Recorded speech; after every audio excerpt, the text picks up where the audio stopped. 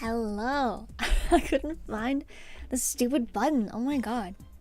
So, I'm just gonna get right into it. Today, this is for my newest video that I released on, what was it, Friday, I think? I'm using a different model today. I usually don't use this one because the physics don't work on it. I don't know what I did. This is the second one I ever made, like, almost a year ago now. I actually don't know if I'm feeling it. No, I'm not feeling this one. Hang on, we're gonna... I'm not feeling it. Quick change, quick change. Okay, we're good now. Yeah, hi. Happy New Year. I know I'm late.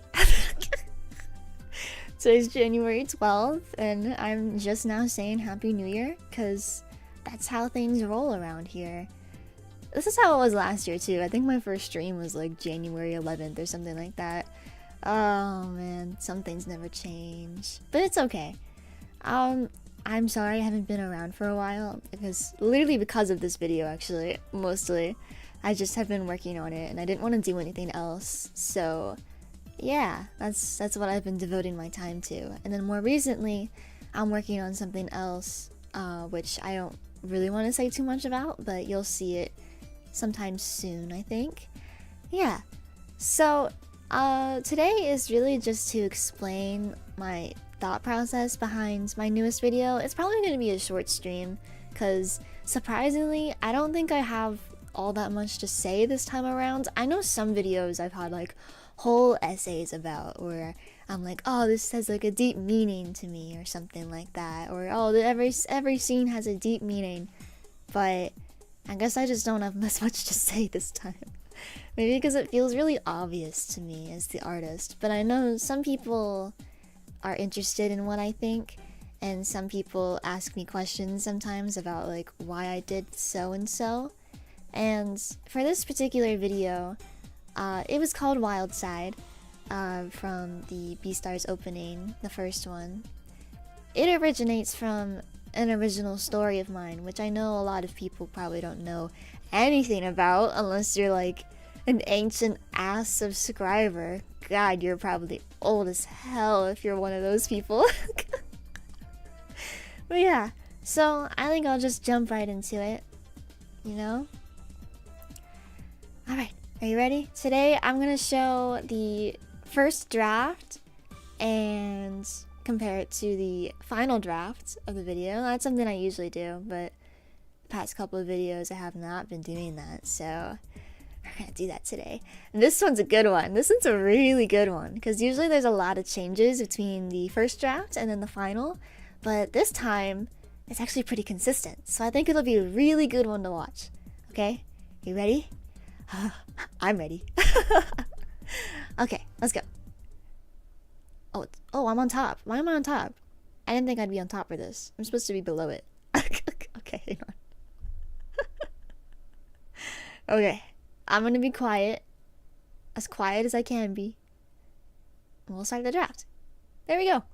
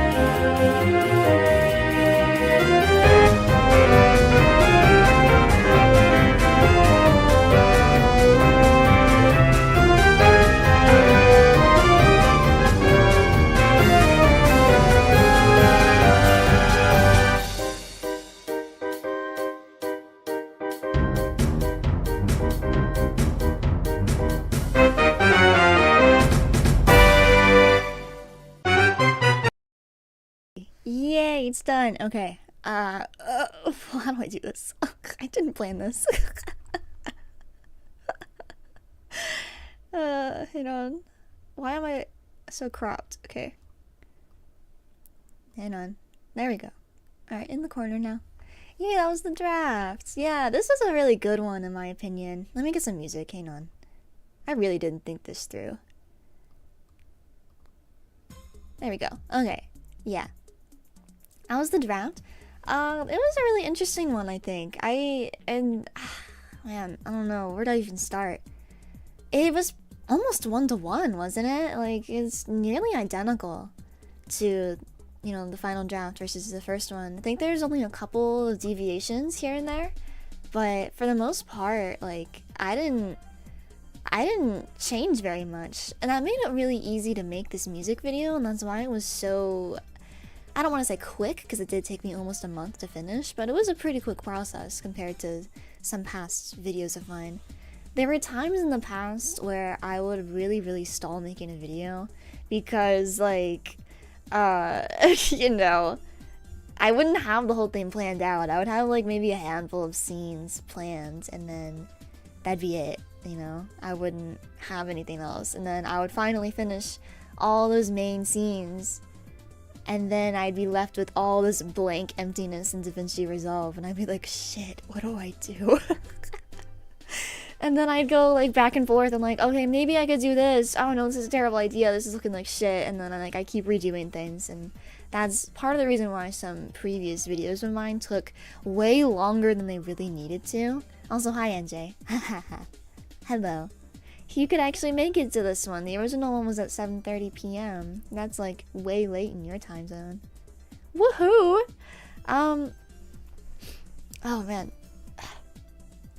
Sorry, it's like cold lately, so my fucking sinuses are wet. Shit is wet right now.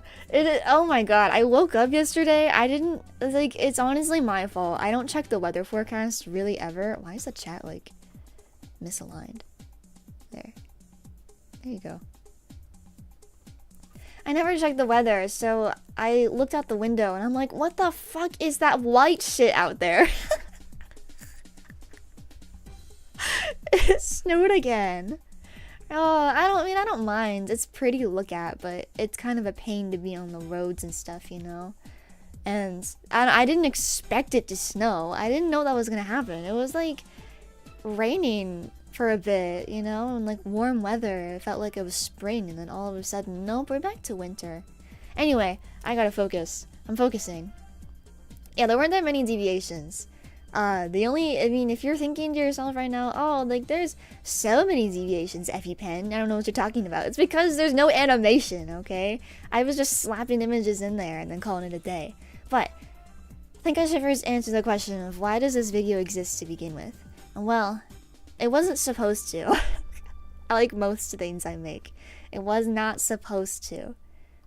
Let me think. So I was sick at the start of December, and I was bed rotting quite a bit. I had a fever, and I was very miserable, and I was not having a good time. I spent a lot of time in bed just looking at videos or watching, like, I think I was watching a drama called Spirit Fingers, and was just trying not to be miserable, but at the same time, I was wallowing in my misery, bro. Oh man. But at the tail end of my little sickness, I don't even know what came over me. I think I just wanted to listen to some music, and then I suddenly thought of like, oh, I used to really love that cover that Sayu and Jonas Scott did for Ollie's Beastars. Ollie's WILDSIDE. I wanted to listen to WILDSIDE, the English version. And so I did. And then I was like, wait, no. I want to hear the original. I want to see how the original compares. Like, maybe I'll like it more now that it's been a couple years. And then something terrible happened. I had a video idea. That's terrible. It's not what I wanted. I was like, you've got to be kidding me. I don't want this. Because in my head, at the time, I was like, there's no way I'm ever going to make a video again.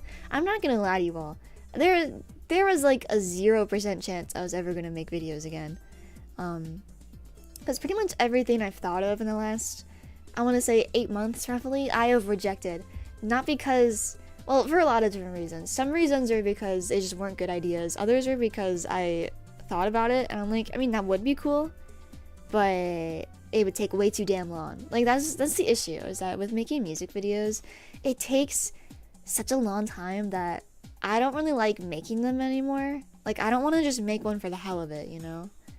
So that's why I'm probably not going to make too many going forward. But this one was about my original story.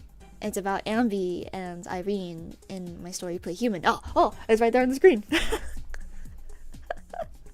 So I thought to myself, maybe I'll give it a try and we'll see how things go. Hi Bart, what's up? Happy New Year. Happy New Year, everyone. Woohoo. I was about to nap during my lunch break. Oh, a lunch break. Nap. That sounds good though. Napping's nice these days. Although, I wonder if you'd wake up really groggy before you go back to work. I hope you enjoy the stream during your lunch break. Hopefully it's not too long, this stream. I don't know how much I'm gonna end up saying. I said at the start, like, maybe I won't have that much to say, but so far this is so disorganized that maybe this will take forever. I don't know. This is the draft on the screen right now, the original first draft. And by the way, I'm gonna put a link. No, oh, I never made the playlist public. I have a playlist I'm gonna make public of, like, it has the draft and the comparison and all that stuff in there. So if you want to take a look at those after the stream is over, you can do that. It has the original audio on it and not the instrumental that I used, which is this person here made it. So yeah, you can check that out. It also has the first copy of the video in the playlist, because there is a first copy, first edition, the original edition. I don't know if any of you ever looked at some of my other video playlists, but some of them have that, where there's like a first copy quote, where I was originally gonna put that one out, but then like a couple days before upload, I was like, ooh, there's some things I want to fix. So that's just what happened. But yeah, so I hope you guys enjoyed the video, by the way. I know that it went up very suddenly and all that, and I know I don't have like Twitter and stuff anymore, so it's kind of, I guess it's a little harder for me to reach out, but I think it's fine. I don't know, community tab isn't bad for me. I don't know. The video was awesome. Thank you. I appreciate it. I feel pretty good about it this time. I feel really good about it. I think that's why I don't have as much to say. The better I feel about something, the less I have to talk about. I guess that's how it works. Just messed up. But yeah, so if you don't know, Play Human is my original story. It is about a girl named Irene. She's a human, and she ends up at a blood clinic and donates blood, where she finds out that it is run by a family of vampires that are harvesting the blood to sell to other vampires, which is a conundrum. But this particular video is focused on the what would I call him, like the male lead of the story. His name is Ambi. He's the son of that family. It's about him. How do I say this?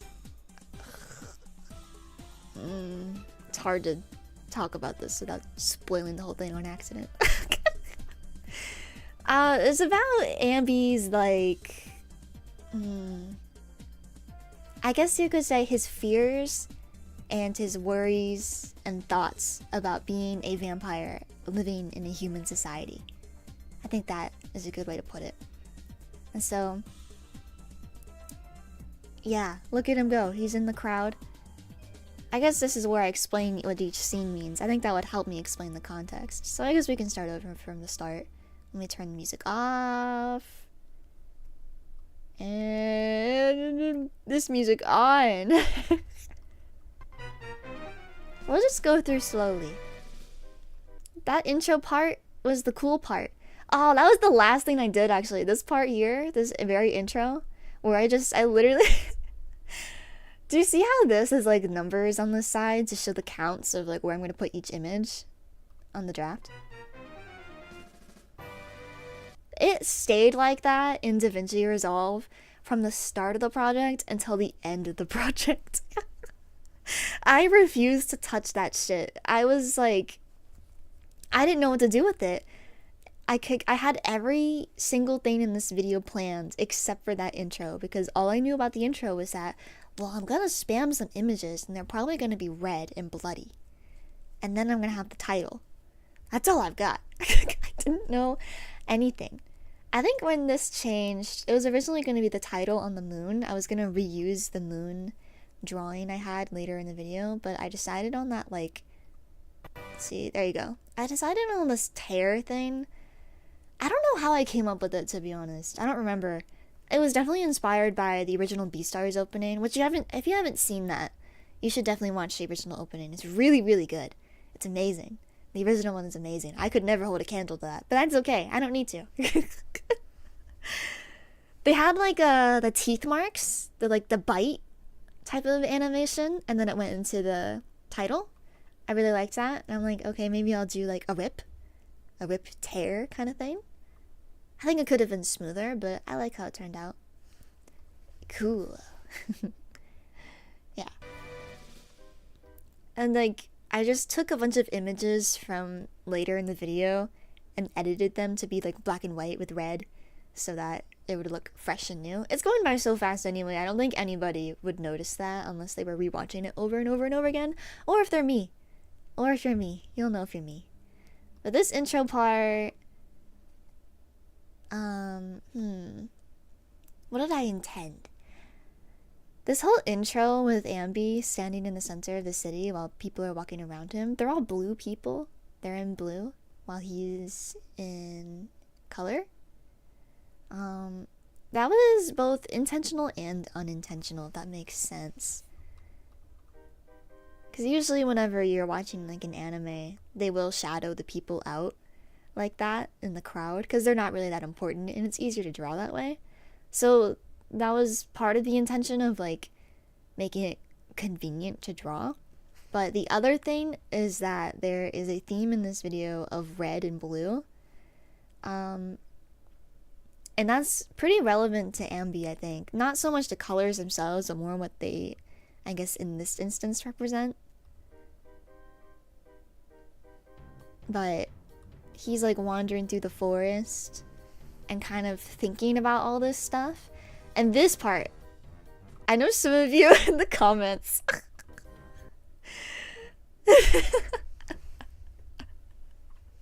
we're talking about the deer.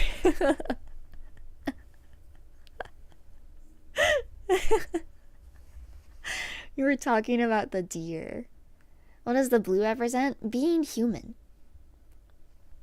Whatever that means to you. Being human. And I know that you can take that very literally, like, oh, he's a vampire and they're a human, but I guess it's meant to convey that he feels that. He feels that separation.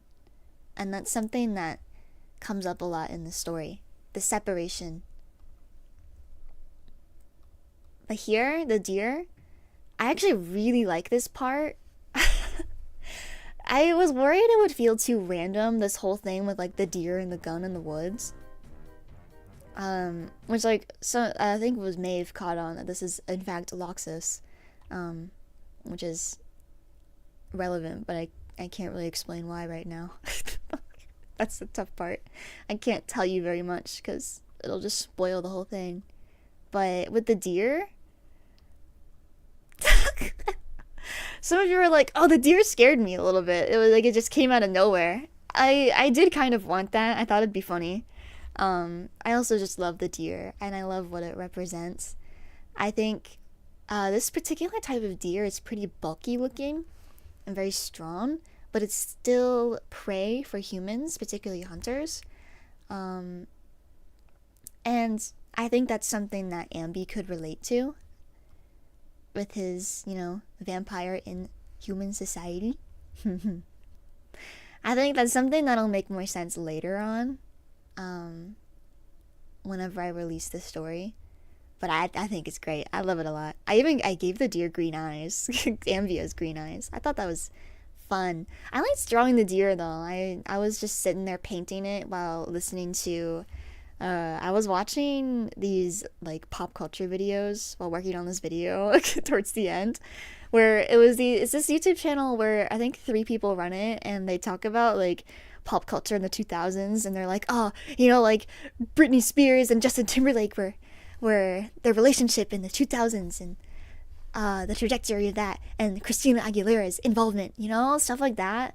Oh, I watched videos about Paris Hilton versus Lindsay Lohan. That stuff's crazy. I didn't realize any of that was happening.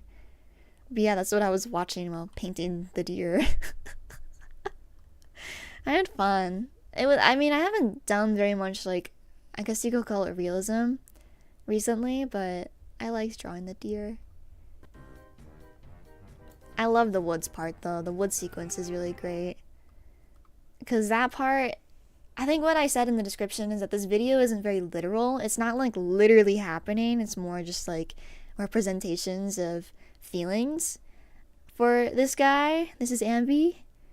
especially this whole thing, this is what I would call the monster sequence. If you listen to the original song, I think it's more clear with the original song actually than with this instrumental, but oh, I turned the wrong thing on. Where is it? With the original song, I feel like you're listening to like 5 different songs mashed together, but it really works, you know? Because it starts off pretty hesitant and apprehensive, almost like you are on a night walk and you're kind of like looking around, trying to be careful of your surroundings, and you're cautious. And then it goes into the like what I call the monster part, which is the sudden switch into like, I kept walking on the wild side.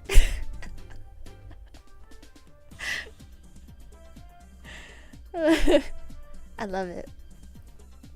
This is the red part, where it turns red. The monster part.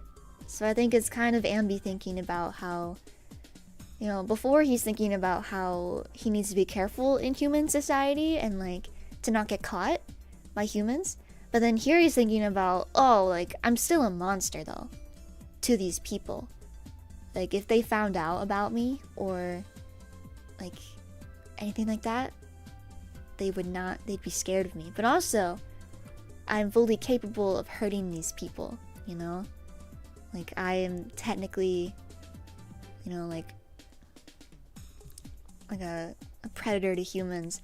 And something I've been thinking about is like, what would happen if all of a sudden humans had something that was above them on the food chain? What would happen, you know? I'm very interested to think about that. And I think vampires being real would be really interesting. I wonder how that would go.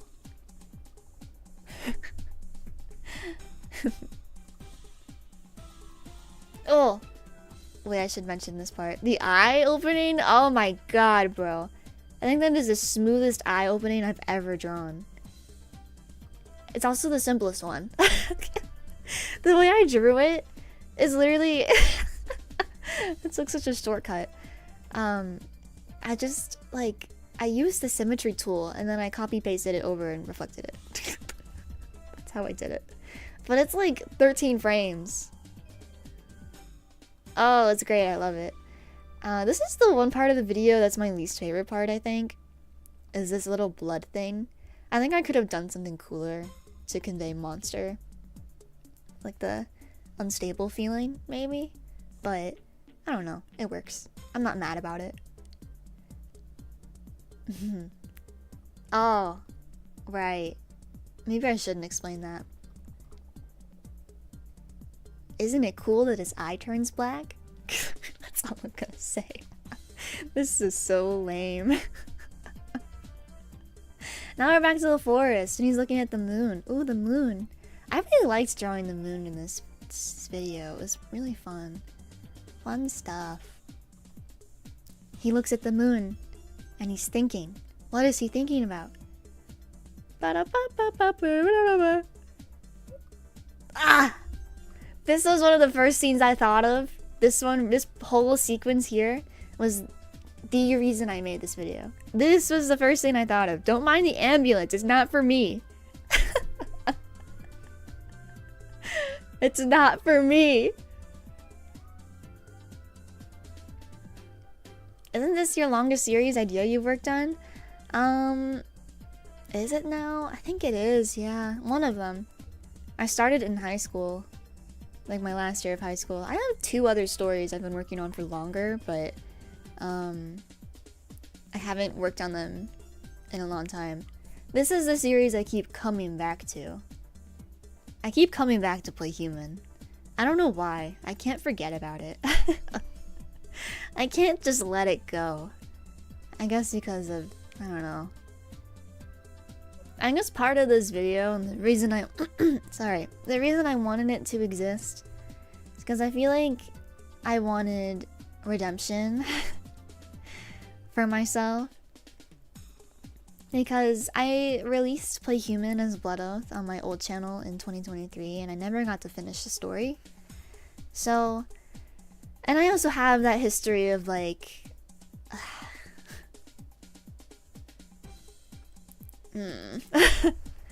I went to school with somebody and they kind of took the idea of like the whole visual novel video aspect of it, and that hurt my feelings a lot. So I always felt like I wanted to reclaim what this series, you know, what I remembered it by.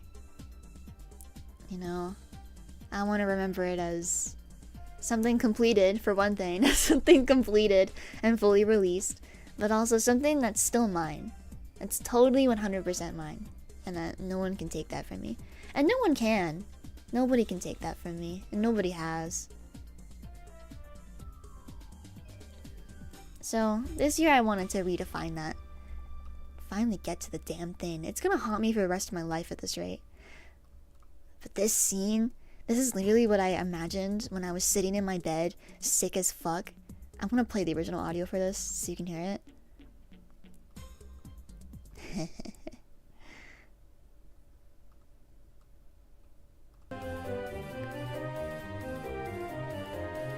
This is like another part of the song, like another part where the genre almost changes again, the feeling where all of a sudden now it's like wistful and magical and hopeful.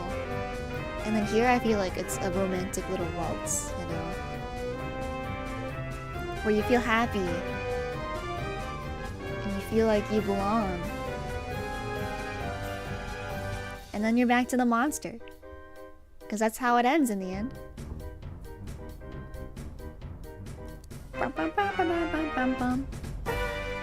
Yeah. The part with Irene, she's not really there. Not to say Ambi is seeing things, he's just imagining it. That's his imagination. Like, I guess the implication is that when, it's more later in the story, but whenever he gets to hang out with her, I guess he feels more like he can be a human too. He feels more normal. And she's like, I guess like a light in his life. That was the point of the moon, you know, and she's there with the blue night sky and all the flowers and they're blooming. And it's like kind of stupid rom-com, like, oh, the flowers bloom and so do my feelings. Some stupid shit. But I don't know. Actually, I should explain technical parts, I think. I don't think the audio I'm using for this, which I'm using an instrumental, by the way, for this whole stream, because the original one's gonna get me copyrighted as fuck. So, that's why I'm using that. It's like an orchestra instrumental somebody made, which I'm very grateful for. Thank you to Manuel for making that. I didn't ask him to make it. He made it on his own on YouTube like a couple years ago. But if you ever see this, man, thank you. It sounds great. My penguin is a hat now? Yeah! They're the 1 year penguins. I think they rolled out like sometime last month. Thank you for being here for a year. I think that's great. Alright. I'm gonna do this. I keep turning the music on and off. I'm so sorry. Let me try to turn this up and see if I can match this. So the instrumental that Manuel made and did not include this.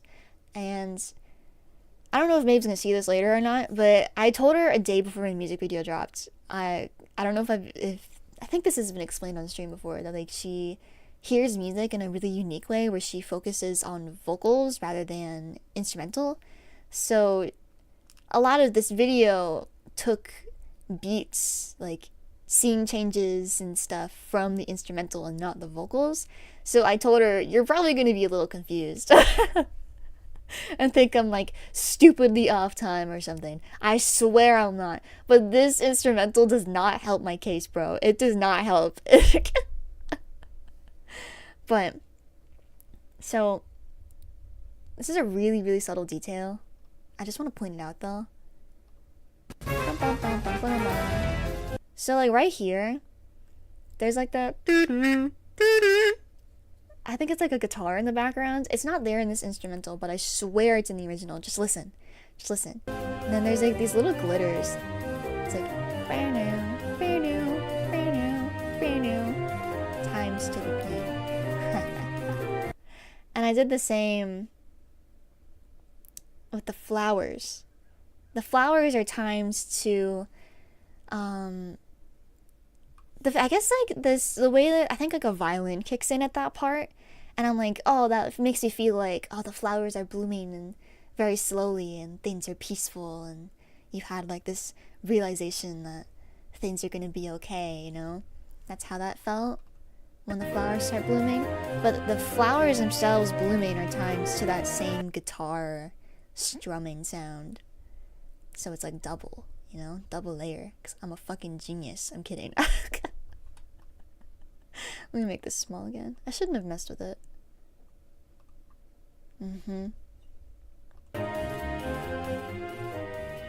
For this, so it's not timed super great to the instrumental, but each scene change, again, it's times to like the, like a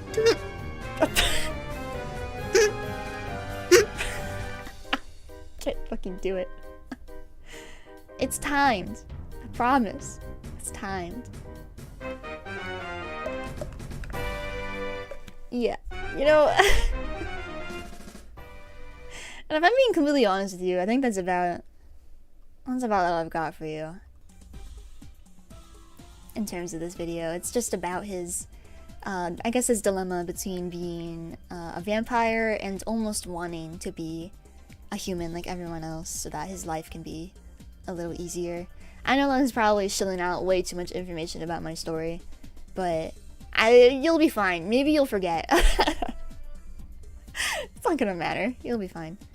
Yeah, so I don't know. This was a fun one to make because there was a lot of like, you know, there's blood and then there's drama, and some of my favorite things to draw are like the little blood smears on the face and the moon and really simple woodsy stuff, and flowers are kind of a pain in the ass to paint, but I mean, I like drawing nature-y stuff. It's fun. A little fun fact. I don't know if you could guess this from the quality of the imagery compared to everything else, but this scene right here with Irene was the very first scene I worked on. It was the very first scene I ever finished. So what I did for this video, as I usually with most of my videos, I don't do this, which is the reason I have so much trouble. This time around, I made sure the full draft with every single image was finished and planned before I started drawing anything finished. So, even though it's just scribbles, because I know some of you are probably looking at this and you're like, what the fuck? This is so ridiculous. It doesn't matter, because it just needs to make sure that I know roughly what this is going to look like, what placement I want, what type of movement I want to do in DaVinci Resolve, and also so that I don't forget my ideas. That's the most important part. I don't forget. I try to jot things down whenever I think of them, or scribble or whatever, so that I don't forget the compositions as I'm imagining them in my head. Because, man, there's so much to do for these videos that you forget really easily. Promise. But yeah, this is like one-to-one. One of the closest, like, drafts to finish. It is pretty exact. And I love this scene so much. It's just like, I guess there's a bit of chaos at the start, you know, things are kind of fast moving a little bit moody, and then all of a sudden it's like, oh, Irene, well, a view for the eyes. All glittery and flowery. Oh, it's my favorite scene for sure, especially with the eyes opening. Ah, man. I had some trouble with the eyes, though, I remember. Because, oh! Sorry, it stopped me. Play Human Fund. Thank you, Art. I appreciate it. Thank you so much for donation. Don't worry, I'll get to it. I will put your money to use for Play Human. Thank you so much. What was I saying? I forget. Oh, the eyes. I remember they weren't turning out right here. And I realized it was because they were really plain. I didn't put enough sparkle. And that's no good. I get so many compliments about how I draw my eyes that I just feel like I can't let you guys down. I gotta do my best so I keep my reputation up, you know? So, hopefully I delivered. I kept running into the troubles though. I colored the eyebrows so that they were originally black, which you can kind of see here, but the way I had the filter in DaVinci Resolve, it was too much. It was too much, you know? So I wanted to color the eyebrows, but then I made them too light and they were pink. They were literally pink. I made them gray. They turned pink in DaVinci Resolve because of the filter I did. I think the filter I used was... I forget, it was some kind of lightness filter. So that would be a little bit transparent, but also kind of like glittery looking, you know? But the implication with this scene is like her eyes are opening as she turns around. I was trying to do as little animation as possible, you gotta understand. That's part of this whole video, is how can I shortcut movement while implying movement so that you guys know what's happening. But like this part, she turns with like 2 frames. And then the eyes opening are like, you can imagine she turned around and then very slowly opened her eyes to see Ambi standing behind her. Or at least that's how he imagines the scene. But it's all kind of very romantic and frilly and stuff because it's his imagination, you know? Man, she's beautiful. Another little fun fact, I fucked up this hand. Should I show it? I can show it. You know? I don't know if you guys want to see my failures or not. Let me see. There it is.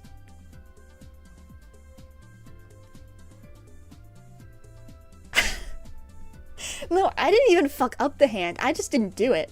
I straight up didn't do it. You see that?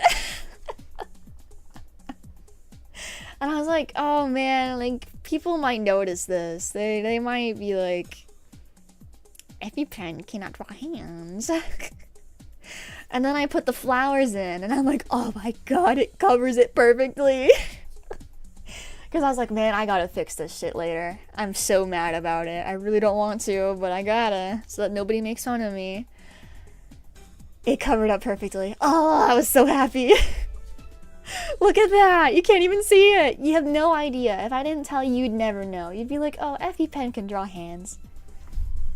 I mean, I can, I just don't want to. You know, I don't wanna. Yeah. The flower only coincidentally was there? Yeah, it was a coincidence. Yeah, I promise you, it was a coincidence. Because I drew it, I don't know, I just drew it however. I think what I did was, I drew one of these flowers, just one of them, and then I copied and pasted it a bunch of times, all on.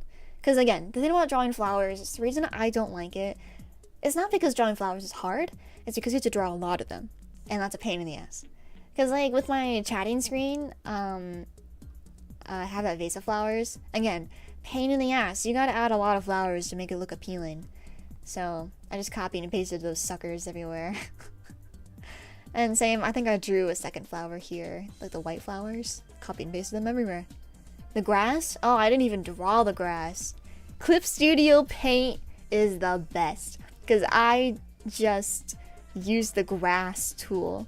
And they updated the grass tool so that it'll automatically vary the colors so it looks like you did something. I didn't do fucking anything. I just scribbled the grass tool like that. And not just there either. Oh, look. Oh, what's that? Grass I didn't draw. There's more. Grass I didn't draw. Trees I didn't draw. I drew the towers. I did draw those. I didn't like it. Originally this scene here, actually, I totally forgot. This is the scene at the start. I know I'm being confusing right now.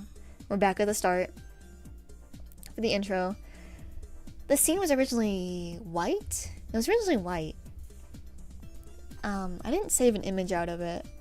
Maybe I can post it later somewhere. it was originally the towers and stuff were all gray, and then that was supposed to, like, the blue people would look a bit more natural. I changed it to yellow, and the reason why is because I rewatched the Noragami opening, the first one, and it transitions into chorus where the city's all orange and stuff, and I'm like, ooh, that's cool.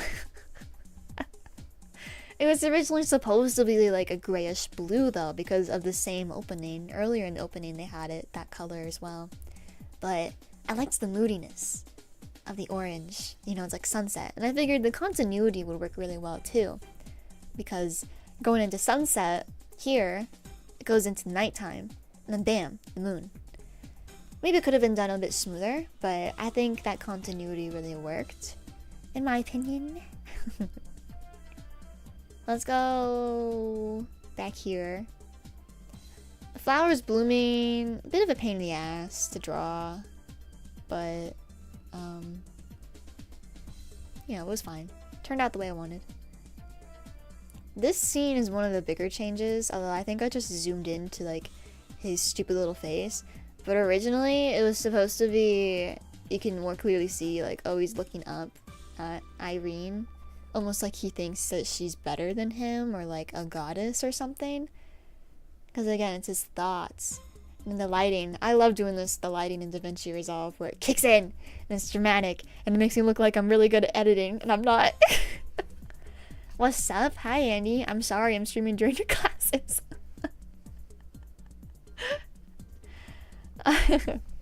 Yeah, I'm evil like that. I hate students. I'm getting revenge on all the students in the world. I'm just kidding. I feel sorry for all of you. Hope those midterms go well. Midterms are coming. You know how it is. Time flies when you're in school. And it'll be March before you know it. I think this was right here. Definitely, oh my god,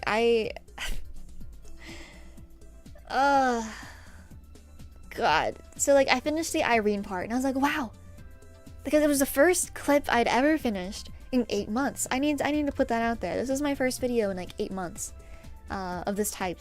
And a part of me just wanted to make this because I wanted to prove to myself I could still do it. I really didn't know if I could still make videos or not. I wasn't sure. It'd been so long. So I finished this part and I'm like, oh my god, I've still got it. And then I worked on the flowers second. And I was like, ooh, yeah, I've still got it. And then I got to here. And I was like, oh shit. It's so over. Shit.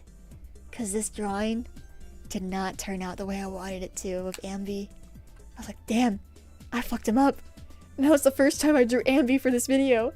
This was his first completed image. And I'm like, shit. This is not a good omen of how this is gonna go.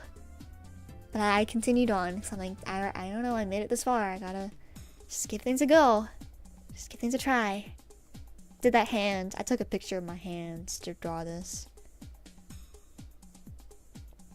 And this dance sequence, oh, it took so long. It took so long. I remember for a while I had a lot of the closing shifts, like several days in a row around Christmas, because that's when I was doing the dance scene. Was around Christmas time, and I would work on like 1 or 2 of them every night. Fuck, it took so long. It took me like a week. It was beautiful, thank you. I really appreciate it, thank you. Oh, it took so long. I'm happy you like Irene. I'm happy you're an Irene fan. I like her a lot too, but I feel like sometimes the characters I like are not the ones everyone else likes. Yeah, I think this is the first one I drew, this part. And I think this is one of the other timing changes I made in the video. Because I wasn't really sure how to order the sequence of images to make it look the most natural, I guess. That first image I was like, ugh, shit. Really not. I'm kinda throwing. Maybe this video is not meant to be. I drew this one though, and I'm like, oh! No, I've got it. I've got this shit. It's just the back and forth ego going up and down. The pendulum of ephiepen's ego is damaged and recovered constantly by the dance sequence of WILDSIDE. Fuck those shoes, man. I hated drawing the shoes. Just like I can point to you like, here's the scenes that I had a good time drawing, here's the scenes I did not have a good time drawing. Okay, we can go one by one. Okay, I'll tell you every single one. It was okay. The hand was okay. This one I hated at first, but then I was like, okay, it's fine. This one I surprisingly had a lot of fun with, even though I thought it'd be miserable. I don't like drawing shoes, so I thought it was boring. I hated this one. I hated this. I hated drawing this one. I gave up. And then this one was hard at first, but then I drew Ambi. I think I had to redraw him actually. And when I redrew him, I'm like, damn. Why is he looking at her like that? That is a man who is in love. That is crazy. The way Ambi looks at her though. I know! It's crazy. I didn't realize I could conjure that. But yeah, it was perfect. Just what I needed. I love drawing Irene's headshot here, because, you know, just drawing her looking pretty is always a treat. But it's really funny to see her looking like that. Go into that. This is what I love about the draft to final comparison. This type of thing. It's just beautiful, isn't it? Ambi's is even better. What the fuck is that? He looked so scuffed at first. I had to fix him. This drawing. I had to like paint over it a little bit to make him look a bit better. I guess his hair was supposed to float a bit more through the wind. I didn't do that. Oopsie. It's okay. It looks fine. I think my one wish with the dance sequence, I wish I made it sparklier. How long did the deer take to draw?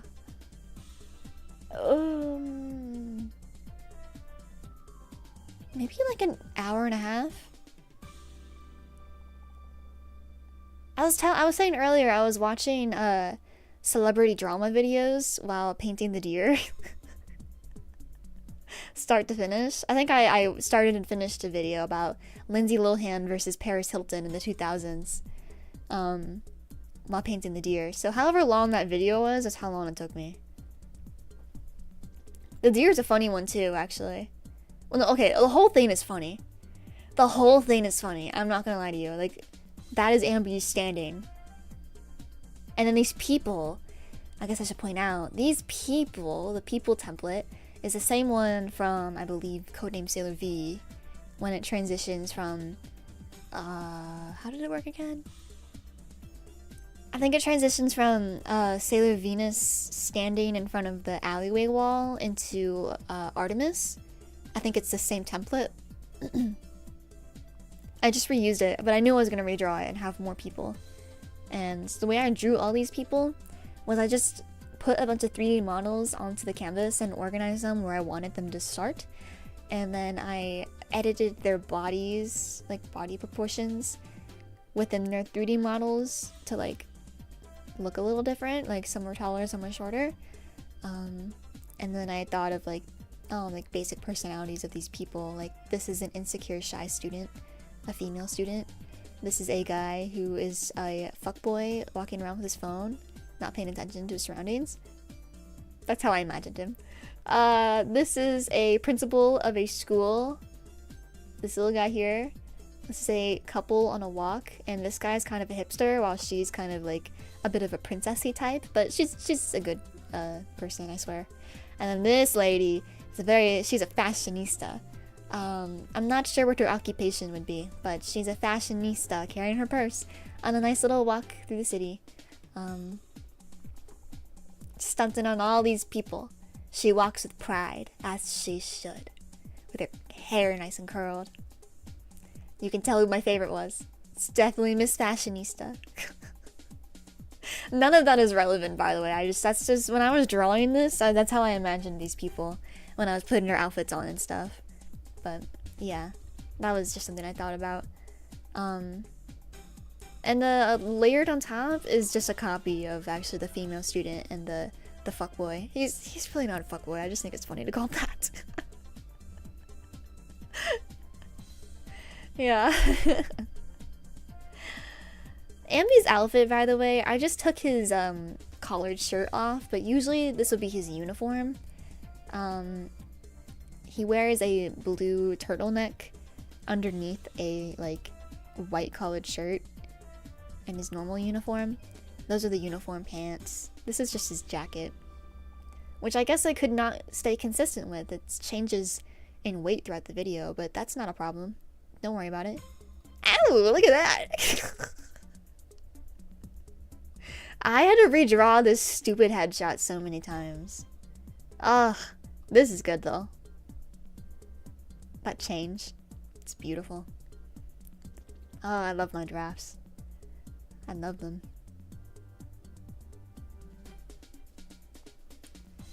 They never look normal. They don't need to. They don't need to.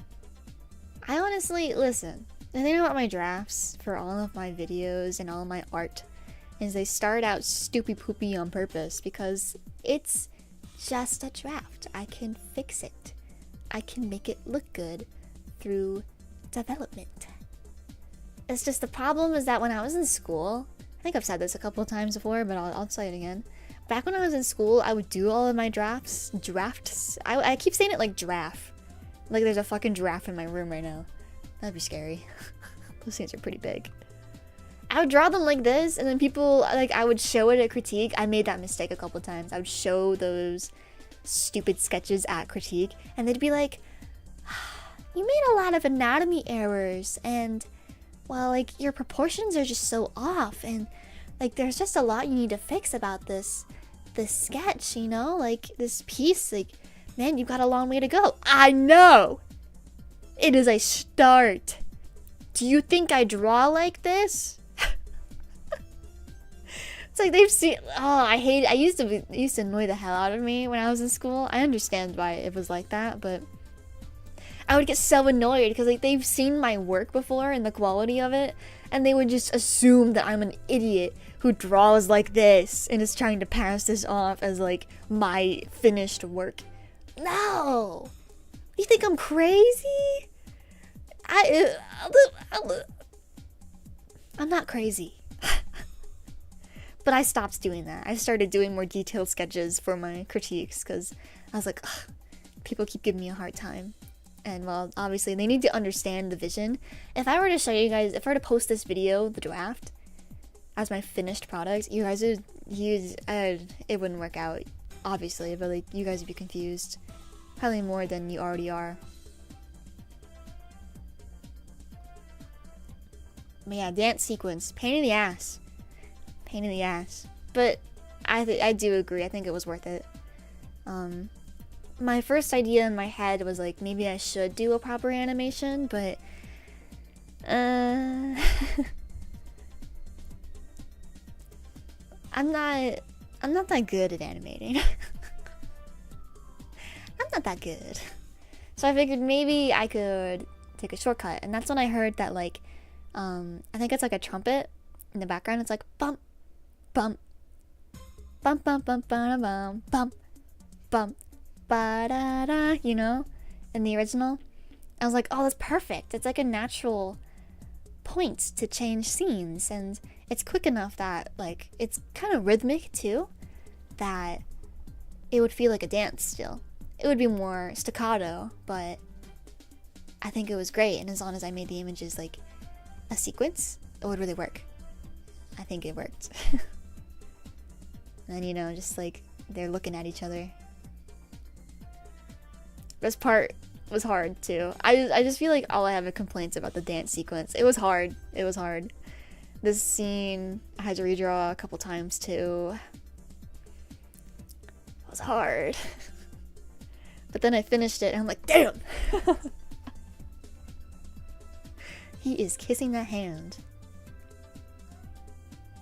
This was... Oops. I had to let it replay. I had to fix this actually. I don't know if any of you are gonna check out the playlist when I make it public, but Irene's hand. I didn't realize. So in the first edition of the video that I was originally gonna post, some of these effects in the background were not there, but also her hand was backwards, and I didn't like. In my defense, I have two defenses. Number one, backwards hands can happen to anybody, regardless of skill level. It can happen to anybody. It's an innocent mistake. It happens. Number two, the reference I was using for this pose had the thumb on that side. I swear. I saw a thumb, so I drew a thumb. But then I was looking at it later and I'm like, why does it look weird? It looks weird. Why does it look so odd? Fuck. Her hand is backwards. I was like, no, it can't be. It can't be. You know, I was trying to cope. I was trying to be like, no. Surely it's fine. Surely it's fine. Then I did the pose that Irene's doing. Like, I had my back, extended the arm out. I was like, fuck, that's my pinky. That's my pinky. No. I was like, you know, maybe nobody will notice. But I thought about it more and more, and I'm like, dude, I have a week. Okay, I finished this video a week before I posted it, just to have that context. I had so I was like, okay, I have a week to do whatever I want with this video. And as much as I don't want to re-export it, because it's a pain in the ass, it took 6 minutes to fully export this video, and I had to export it 3 times.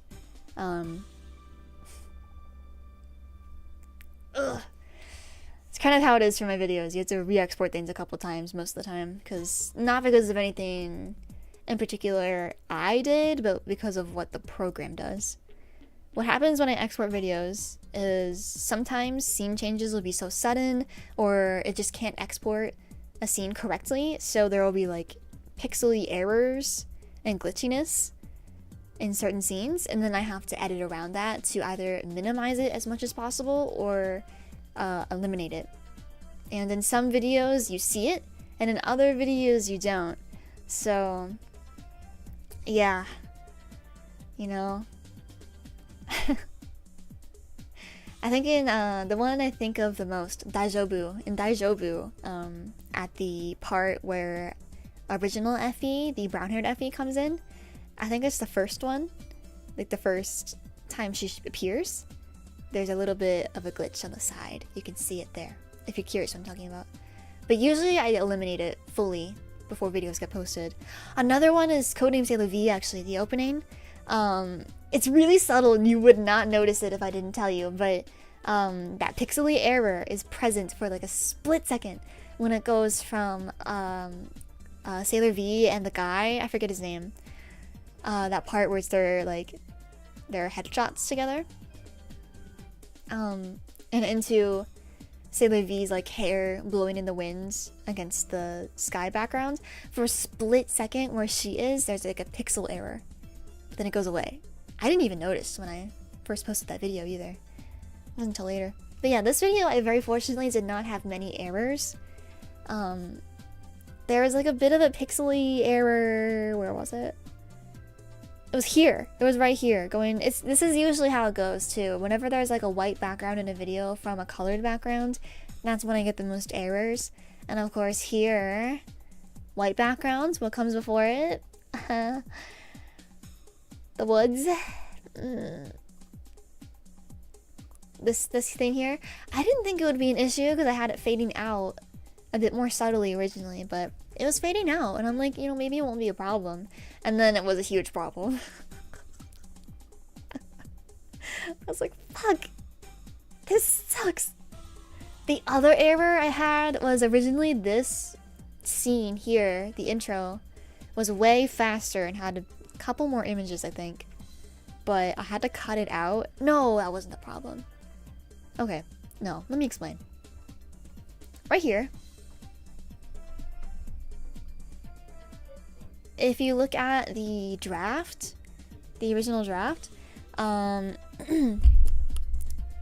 on. the original draft. So it had the like, it's going really fast with the numbers. That was originally, I was gonna have 12 images. That's what those numbers meant, was image 1, image 2, image 3, and then that's the timing of it all. But I knew from experience that that would not work. I knew because of My Heart Hard Pinch. Yeah, that video. My Heart Hard Pinch. The beginning of that song is like, like really quick, I guess like drums and stuff. So I wanted to have images matching the timing of that, and then I exported it and it was so glitchy. I had to minimize the images and make it a bit more, I think it was like 4 cuts instead of like 10. So I knew with 12 cuts going this fast, this shit is not gonna export. So I minimized it.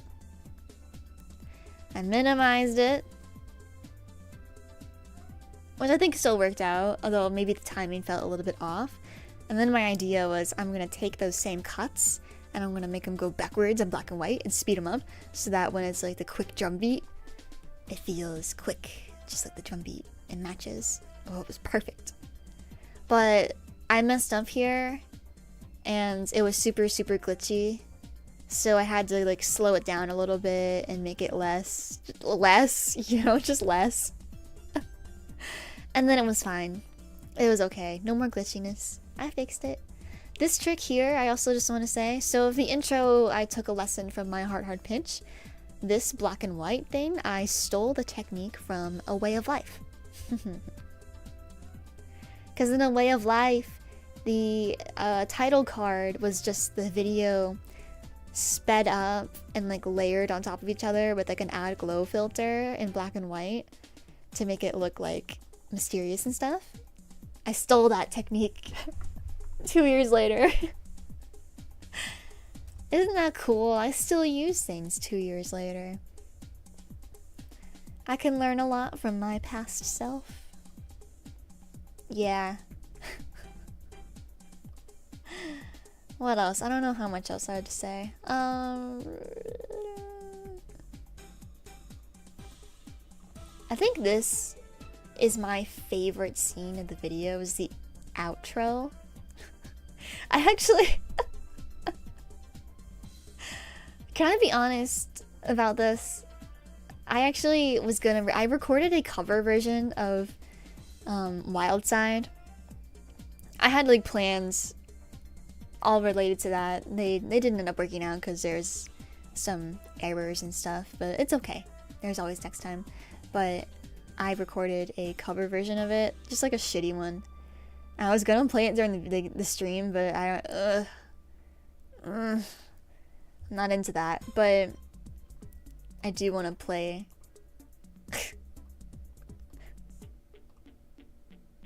the end.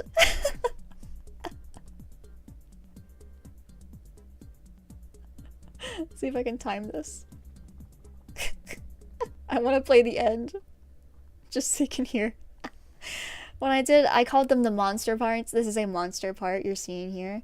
I got so into it, but I also was like, damn, this is fucking stupid, because I hate recording songs or really anything. Voice acting, the whole 9 yards. The only thing I'm okay with in this house is streaming, because everybody knows I do it. But, I just think of it as like a work call, even though I'm in my fucking room with a VTuber avatar yapping. But, you know, it's fine. But whenever I sing and stuff, I'm like, oh, fuck, everybody's gonna hear me. And they're gonna judge me. But...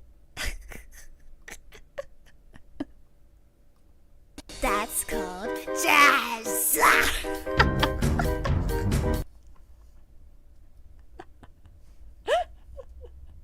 And that's called jazz! I love that part of the song. It's so good.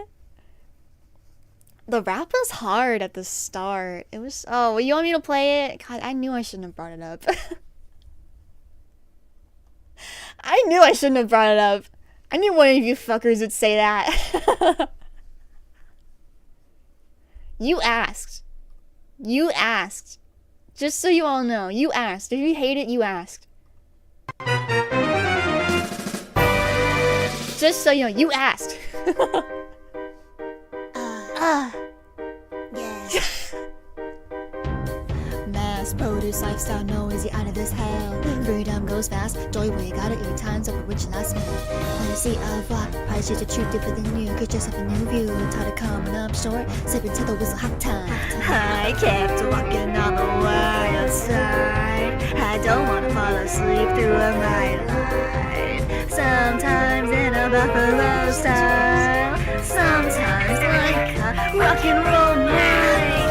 Nights to dream and all in. Lines of love and lust are blurred. Try this burning feeling explodes. Weird your feelings show. It is a wonderful life. Please could you kiss my name when the music's over? Turn up the light. It was such a sweet time. Could you pray for me, my friend? It's starting overtime. Take over the night. Take over the blue time. We heard the scream and shout in your mind. Take over the shine. Take over the shooting stars. All I was talking about was music. And that's called jazz. Yes. You can hear me laughing at the end. Are you happy with yourselves? Oh god, I almost put the original audio up. My plan originally, so I mentioned there was like an error, you know, there were plans that didn't end up happening. Originally, the singer was supposed to be NJ, actually. But there was a miscommunication. It was nobody's fault, so it didn't end up working out. I didn't mix the audio, so I'm not going to show you guys. I feel like I'd be doing them dirty if I didn't mix the audio and all that properly, but I do have the clip of him singing the take over the night, that part. He sounded good, but he said he was struggling with the rap, which I was too. And I was telling him like, oh, you know, the way I did the rap was I just skipped syllables until it sounded okay. And I'm like, I'm doing the English version, man. I'm not doing the Japanese version, because I'm not... I can kind of get away with singing in Japanese and, like, you know, not sounding that bad, but rapping, no, I've tried in the past. It doesn't work out. But, yeah. I think the last time I rapped for a video was...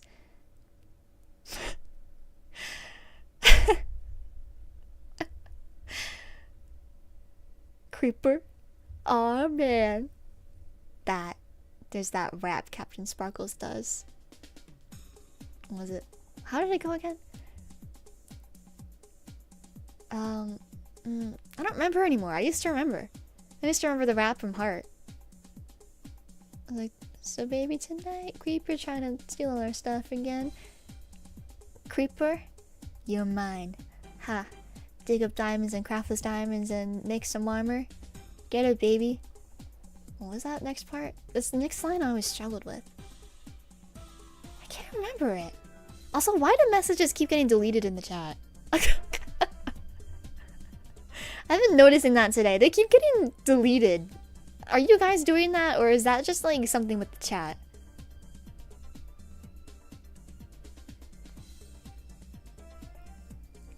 Oh, thank you, Maeve. Give me the lyrics. Why do you want me to rap the Minecraft song? I didn't delete anything? Oh man, that's weird. Because I think all three of you have deleted things today. And I don't know if it's intentional or if the chat's glitching. I want to know if it's a chat glitch because if it's not, then I'll just move on, you know? But if it's something I can help, then that's a pretty big deal. Something to be aware of, rather. I deleted one on accident. Oh, okay, so you guys all just coincidentally... I see. Okay, so there's no glitching. That's good. That's all I really wanted to hear. Well, dig up diamonds and craft those diamonds and make some armor. get it, baby. Going forward, what you like, so MLG Pro, the sword's made of diamond, so come at me, bro, huh. Oh no, it was this line, like training in the room under torchlight. Training in your room under torchlight. Something MLG Pro. No, not MLG Pro. What? I don't remember it anymore. Man, I would be so ashamed of myself if I heard this. if 2022 me heard this right now, she'd be like, how far you have fallen, ephiepen. Yeah, training in your room under the torchlight. That always confused the hell out of me. I could not get the timing on that. I remember when I was recording that.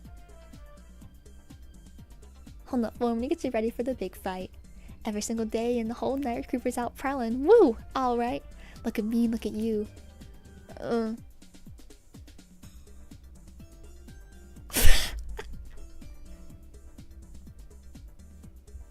Yeah, take my revenge. That's what I'm gonna do. I don't remember any of this. Oh my god. I used to know it by heart. Back when I lived with my roommates in college, when we lived in the dorm specifically, I remember we went to the kitchen, the dorm kitchen, the one shared with everybody, the communal kitchen, something like that. And we were making food or something. Well, my one roommate was making food, and then the other two of us are bothering her, keeping her company. And we played Revenge, and we're just like screaming the lyrics. And then I started doing the rap while everybody went quiet, and they were like, what the fuck? I was just spitting that shit like nothing was wrong, and they were looking at me like, what is wrong with her? I think it's on video. I don't know if I have the video still. I don't think I could play it because they might be like screaming or something, but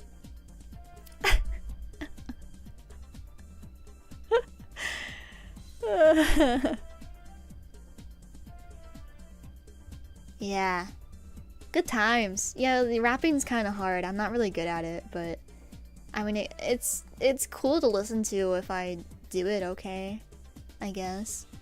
I don't really mess with it too much. I think, yeah, I don't know. But what I was gonna say is this is probably my favorite part of the video because it's cool. So I think I forgot to mention this. I'm so glad I remembered. So this whole dance sequence had the like cinematic bars on it. I don't know if you guys noticed. It's more apparent if I were to flash from like dance sequence to here, right? I did that on purpose because it's like truly, this is like pure imagination because this is taking place fucking nowhere in the void with sparkles everywhere, and they're in different outfits, so like it's extra unrealistic because like Irene's in her uniform here, and then now he's like, you know, reaching out to her, and then the dance where cinematic bars, and then it goes and snaps right back into reality. It's like a cold cut back to reality. Isn't that cool? I think it's cool. And his hands are shaking. Ah! Ah! I love this part so much. The breath. I've never done the breath effect before in DaVinci Resolve. I've done some similar ones before, but I've never done like somebody breathing like that. I think the closest I've gotten was in Boogie Wonderland with the when my eyes are like shaking and blurring in and out. That's the closest I've gotten, but I loved this part. Back to reality. And the way the outro goes, the eyes opening, I almost forgot to add the eyes, can I just say? Also, I cannot believe I paused on that. That is so lucky. That split second the eyes turn red and then they go back to white was intentional because I wanted it to be like a scary little glitch.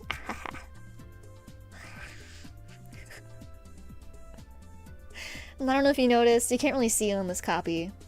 You can see it in the video probably, but there's like the scribbly stuff in the background still. Like all over the wall here. Like TV static. And then it ends. Play human. With the blood. The blood was gonna be a bit more subtle originally, but I decided, you know what? I might as well go all in. And then I'm like, oh, I forgot the credits. I forgot to credit everybody involved in this, so you know, I had to do the end credits. And the thing is that I had to also partially re-export this video because of this scene here. All the text I did incorrectly in this video, so the introduction where it says play human, the outro where it says play human, and also this part here, the credits, all of it was blurry. And I'm like, what did I do? What did I do? I quickly realized, oh, I think I know what I did. I think I know where I went wrong. What I did was, so this is hard to explain. I explained this to Sol the other day and he didn't seem to understand what the fuck I was talking about, but I'll try. So in DaVinci Resolve, you put the text in, and there's two ways to make the text bigger. One way is to make the font size bigger. That makes the actual text bigger. The other way is to use the usual zoom in tool that applies to all images and certain types of text. And what happened was I had the font at like 10 point, and then I zoomed in and it looked fine in DaVinci Resolve, but when I exported it and was on YouTube, I was like, holy fuck, that is blurry. And so I'm like, this, like, I mean, it's not that bad, but it bothered me. Oh, it bothered me so bad. It bothered me so much. I hated it. Because when you spend this long on a project, as much as I have the instinct of like, I'm done with it, I want to move on with my life, I don't want to think about this anymore, I don't want to be in DaVinci Resolve ever again, get me out of here, get me out of here, get me out of here. Once it's on YouTube, it's on YouTube forever. You can't take it down, you can't edit it, there's nothing you can do, and you're at the mercy of the people now. And well, I know some people like to watch or look at my things and nitpick a little bit, you know? ephiepen!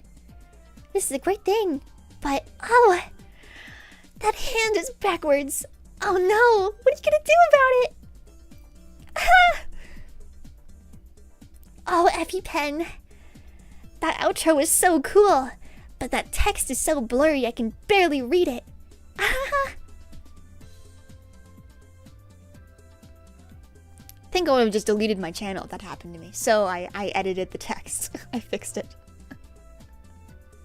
Because the thought of somebody saying that shit about the product I spent a month of my life working on, my debut video after several months, I've lost my fucking mind, I'm not gonna lie to you.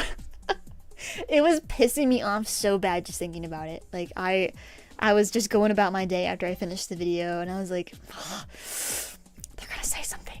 So they're gonna know. They're gonna know, Effie. They're gonna know, and it's gonna make you so mad. It's gonna make you mad. Just fix it. Just fix it. Fix it! So I fixed it. Anything else that's left over in the video that anybody could nitpick about, like, genuinely, I just wouldn't notice. So I'm okay with it. This is the video. This is WILDSIDE. I quite like WILDSIDE. Definitely one of my favorite projects, and in fact, I think it's one of my best in a long time.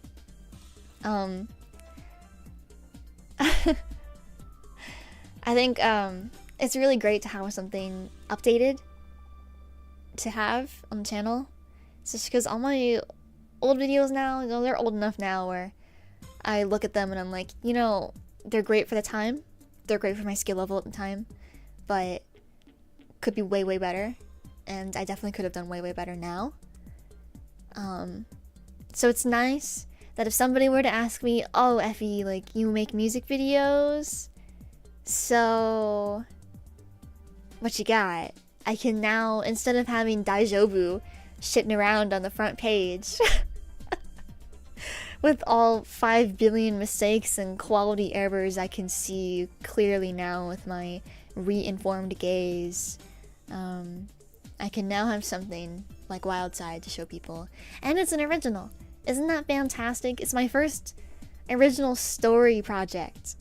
That's what's really special about it to me. It's a triple special. It's a triple special.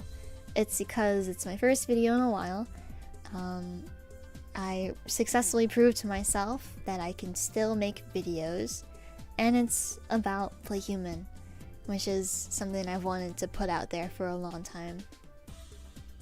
I don't have much progress on Play Human, by the way. I know some of you might be curious.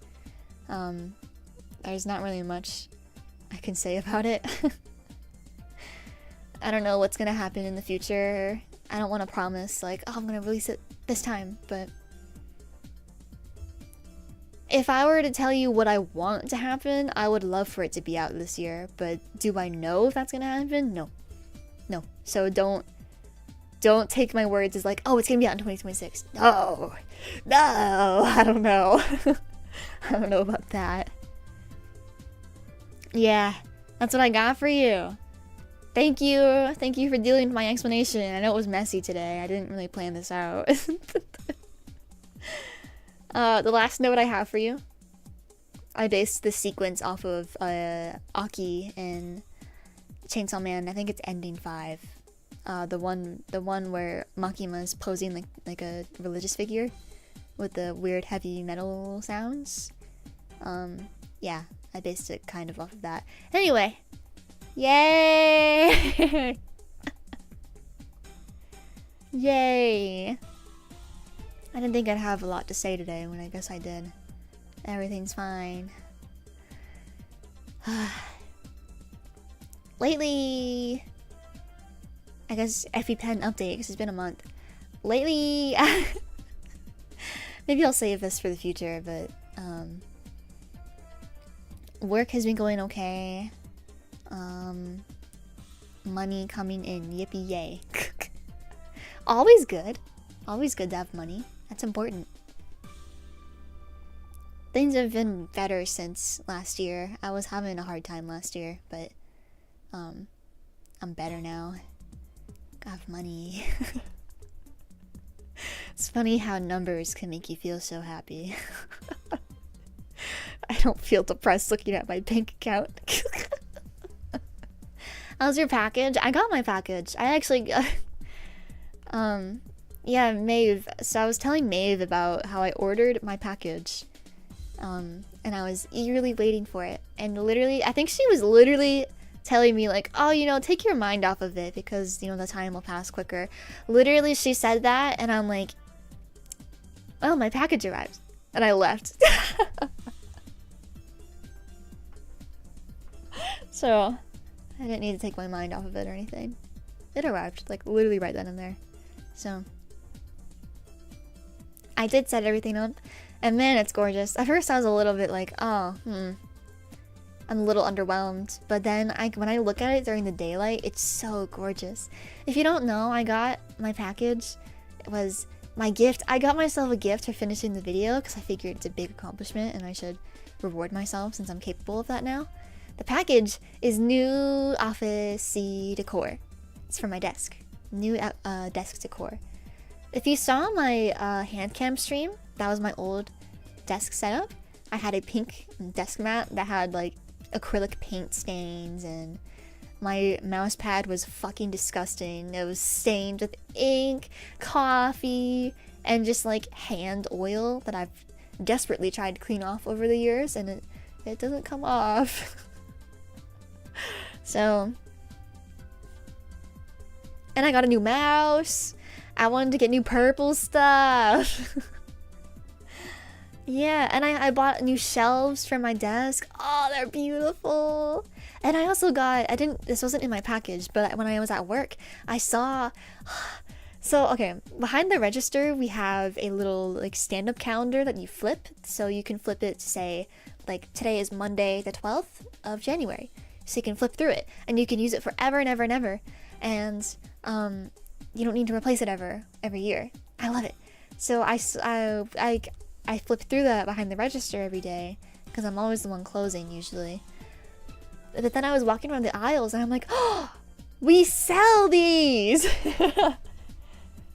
We sell these! I mean, the ones we have now are a little different looking, but we sell them! And they're pretty cheap. They're like $5. And so I'm like, ooh, there's one green one with white flowers on it. That would look perfect in my room. It's like a nice pastelish green, and it's gorgeous. I want it. there's a blue one and there's a yellow one, but I didn't want those. I wanted the green one. So my brother went to work the day my package was supposed to arrive. I wasn't working that day, so I was like, hey, hey, you're working with someone today, right? And he's like, yeah. I'm like, hey, can you get me that calendar? It's green and it's in this aisle. And it's $5. Can you please get it for me? And I'm like, I'll pay you back, I promise. And he's like, just buy me a drink the next time we work together. And I'm like, deal. He came home and gave me the calendar, and he got me a little bear toy. He said it was on sale. That's the other thing. I worked yesterday. Yesterday was the day I worked with my brother, actually. And so I had to pay him back. I bought him a fruit punch, and I bought him a I bought him a little fake succulent that was in a like stone snail pot, and it was really cute. So yesterday I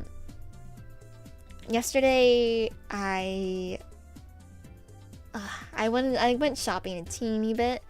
I was in the Christmas aisle the whole night because my task was to stock up a blank section of the aisle.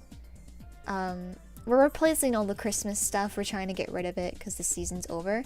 So we're replacing it with like Valentine's Day, spring stuff, even summer stuff. We're getting real ahead with it.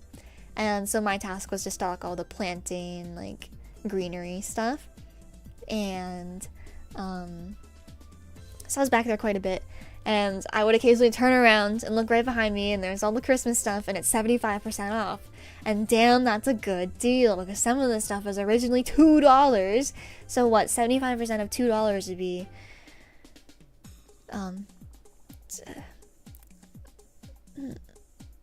60 cents. Sorry. So I was like, ooh, I wonder, when I was still sick and recovering, I went to work, and I was looking for a birthday present for somebody, and they love candles. So I was looking through our holiday candles with my brother, and I'm like, none of these smell very good. But then I grabbed these wax cubes from the top shelf, and I was like, ooh, I'm sick as fuck, but I can tell these smell really good. Because my sinuses were so messed up at the time. And my brother smelled it. He's like, yeah, it smells good. But I put it back because I'm like, I don't need these. And they're like $2 each, and they're really small. So I'm like, ooh.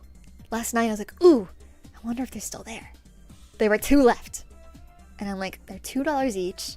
They should be 75% off. Let me check how much these cost now. 60 cents each. Oh, baby, I'm getting that shit. And the other thing I bought yesterday, I saw in the Valentine's Day section. Did you hear that? We have sun catchers. Valentine's Day sun catchers. And I'm like, ooh, that sounds fun. So I bought a $1 butterfly sun catcher. And it comes with the paint and a paintbrush. And I'm going to paint that today. It's my little activity. I'm going to hang it up on my window. And it's going to be awesome. And you're all going to be jealous of me. I'm kidding. The other thing I want to say... what's a sun catcher? I don't know. We're going to find out. I don't know how it works. I don't know if it's like the rainbow ones or what. But we're going to see how it works and see if I regret buying this or not. But it was $1, so it's fine. I also bought snacks yesterday. They were really cheap. They were $1 each. I still have them. I need to finish them today. And I bought my dinner, which was pizza. I bought a $2.50 pizza, and it was really huge. Cause I usually get these like little pizza stick things. They're like a basically like an appetizer, but it's enough to tide me over until I go home and actually eat dinner. But then I was like, those pizza sticks are $2.25, and they're about 8 ounces per box. I look up. This pizza is $2.50, but it is so fucking massive, and it's like 10 ounces. I think I'm saving money if I buy the $2.50 one instead of the pizza sticks. Well, damn, that shit filled me up. It was a big pizza. But you're supposed to put it in the oven. I just put it in the microwave. Because I'm like, I don't care if it's soggy. I just want to eat the damn thing. And move on with my life. Because I haven't eaten since 2 o'clock. And I've been here for 6 hours. So, yeah. My other life update, I quit Twitter. I told you guys on the community tab, I don't know if everybody saw it, but I have officially quit Twitter, finally. I've been using Twitter for over 10 years, and well, as the years went on, it increasingly became more and more bad for me. Like, I could just tell it was not doing any benefit, good things for my mental health. And I know Twitter in the last 3 years, I want to say. When did Elon take over? When did it become X? I don't know. It just became more and more of a cesspool of, like, not even slop, just like fucking rage bait. I wasn't seeing the posts I actually wanted to see, and it was just like negativity all the time. And then the update rolled out. The update rolled out for the AI thing. I think you can, like, AI edit images really easily now. That's honestly not what killed it for me. That was part of it. I was pretty annoyed about that, but I was willing to just tough it out. But then what happened was I saw posts from content creators that said, oh, hey guys, if you're a content creator, specifically like small VTubers were saying, if you're a content creator and you post about your streams or try to advertise your streams on Twitter, don't do that anymore, or do it through a very specific method, because Twitter is like basically shadow banning, like what's the word, like not letting those posts see the light of day, because they don't want people to leave Twitter. They want people to stay on Twitter and keep using Twitter. So anything that they like understand, I guess, the wording or like links or anything like that will lead you off the site. They are flushing that. They don't want you to see those posts and potentially get led off to YouTube or Instagram or whatever. And I was like, that's crazy. But that's perfect. I've been meaning to quit Twitter for years, but the reason I stayed, not just because I'm addicted, but because I'm like, oh, I'm a content creator and like I should be on Twitter and like at least try sometimes to network or communicate with people. But then I heard about that and I'm like, that's the last reason I was on this website. There's no other reason for me to be here, and I know it's just making me miserable to be here, so I'm gonna quit. So that was I forget when I logged out. I don't remember. I think I told Maeve whenever I did it, maybe like a day or two after. And I'm also, the other thing, I've banned myself from using Instagram Reels. That is another thing I'm now banned from using. I'm banned from scrolling YouTube Shorts. And I'm banned from scrolling Instagram Reels now. Yeah. I will watch the Reels my friends send me. I will watch the Reels I come across on my homepage. I'm not allowed to scroll Reels. Same rules on YouTube, by the way. I can look at Shorts, but I'm not allowed to scroll. I am not allowed to scroll. I'm banned. So, my uses for Instagram now are gonna be posting art and on my story and talking to my friends on there. And occasionally scrolling the homepage. Which even that hasn't been doing it for me lately because it's starting to become slop again because I started sending my friends really stupid posts and it's ruining my algorithm. The big thing now is that people are using AI to undress people in their replies. Yeah, which I know has been happening, but it's gotten worse for sure. And it's disgusting. That's really all I can say about it. It's disgusting. And I don't want to be on a platform like that. I'm not happy if people use, like, feed my art into AI and, like, do shit with it. I don't think it would bug me a ton, because I'd just be like, oh, fucking idiot. That's how I would react. Fucking idiot. Block, you know? But I completely understand. It's just really, you feel really powerless. I don't know if you saw me eye roll there. It's stupid. I hate it. The internet has become such a cesspool because of AI. It's just being used so poorly. But I don't personally want to let that discourage me from continuing to do what I do. Speaking of discouraging, I'm aware that the WILDSIDE video did not do all that great. I mean, it did pretty good, actually. It actually did pretty good for what I was expecting. But usually that would really depress me. But I found this time, I was like, whatever.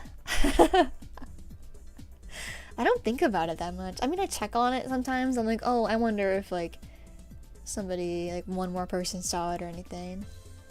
And I'm like, oh, nope, I guess not. Whatever. I think my fulfillment from it came from a healthier place this time around. Because I was thinking to myself last night while walking around the store, I was like, oh, you know, I didn't fail. It wasn't a failure.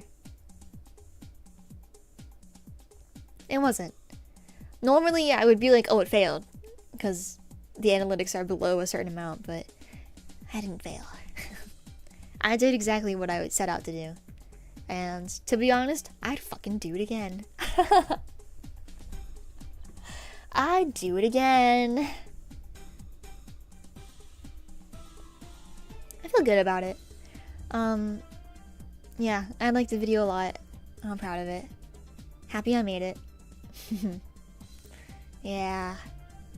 That's the best, right? That's what you want to feel when you finish something. You don't want to be down to the dumps about it. And that's often how I felt before about a lot of projects, even before YouTube. But I think I'm coming back to a better place with creating work, and that's good. Moving forward, my next project, I think it'll be out next week. It's not a video. But I've been working on something, and I hopefully will have it done next week. So I won't be streaming probably the rest of this week unless I have something I want to do. But I'll be back next week, I think. I don't know.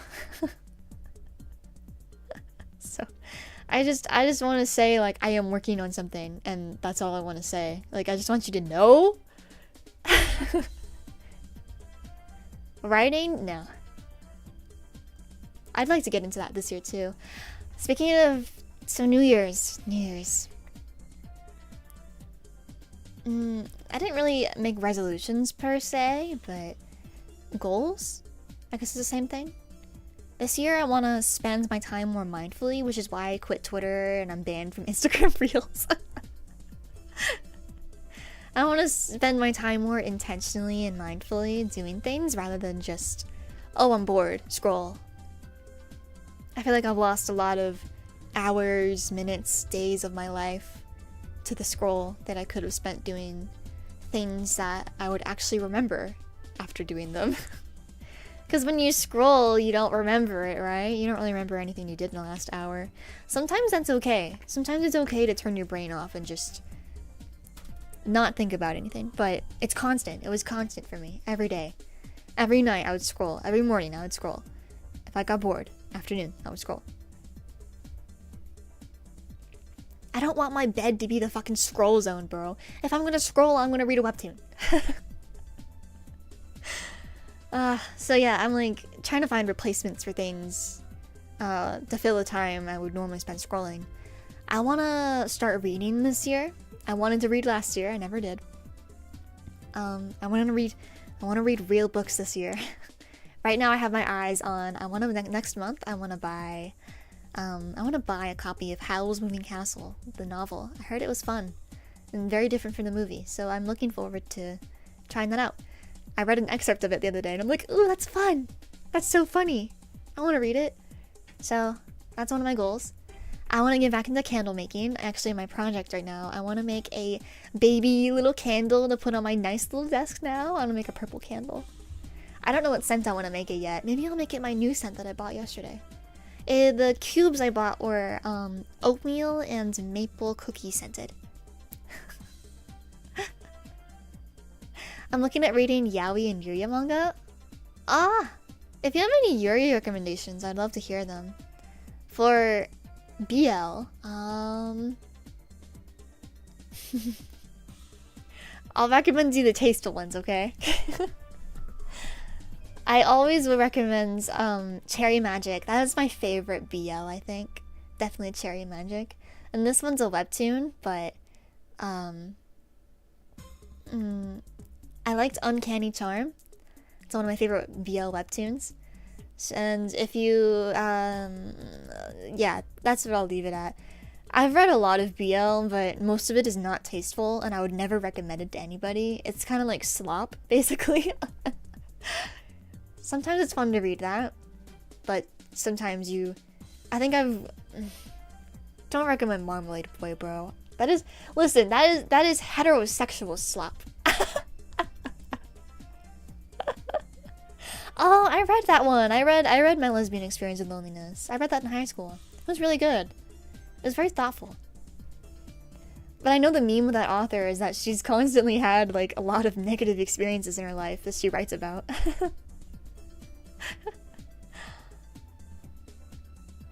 Yeah, that's a good one. I heard the green Yuri was good. I forget what it's called. Something like that guy I had a crush on was not a guy at all. Something like that. It has a long ass acronym that people shortened it to. It looks like a key smash. Speaking of the dog, I have to mention the dog. She's making herself present right now, and she does every single stream. It was her birthday recently. She turned 5. She's 5. Can you believe it? She's so old. I can't believe she's 5. Yeah, happy birthday to Rat. It was her birthday the other week. I got her a toy. Soul got her a toy. She loves the toys. She loved them so much. I got her a pink boba toy.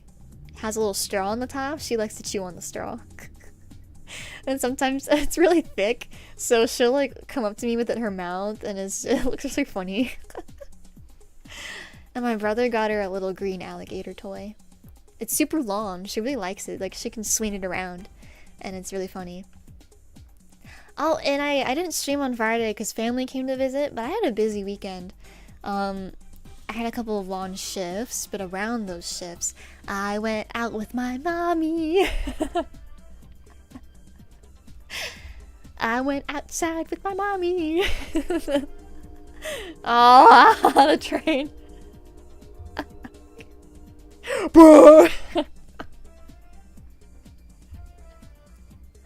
I went to the craft store with my mom. We wanted to buy decorations for the house. Cause I was like, Mom, like you know how it gets so empty in the house after we take the Christmas decor down? She's like, yeah. I agree with you. And I'm like, we should get some spring summer decor that we can keep up from like April until like September or October, and then we replace it with the autumn decor. And she's like, yeah. So we also found out that the store we went to had Valentine's Day stuff on sale, and we scrounged up all the Valentine's Day items we had in the house to put up and around, and we got some more. So we're a little extra Valentine's Day now. I don't know how the boys in my house feel about it. But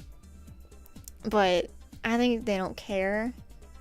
I don't know how my dad in particular feels about it, but like, he's probably fine. He's a girl dad. He has a daughter. He should know. He should be okay with a little pink. We didn't go too crazy. We just, I put some like little hearts, some lacy hearts up around in a couple rooms, and I put some lights up on the stairs, and some signs around that say Happy Valentine's Day or love.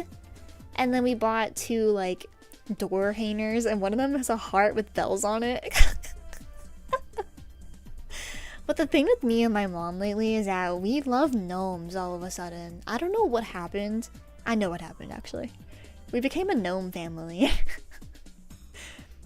So every time we see a gnome, like a little gnome decoration, I'm like, Mom, look over there. She's like, we have to buy it.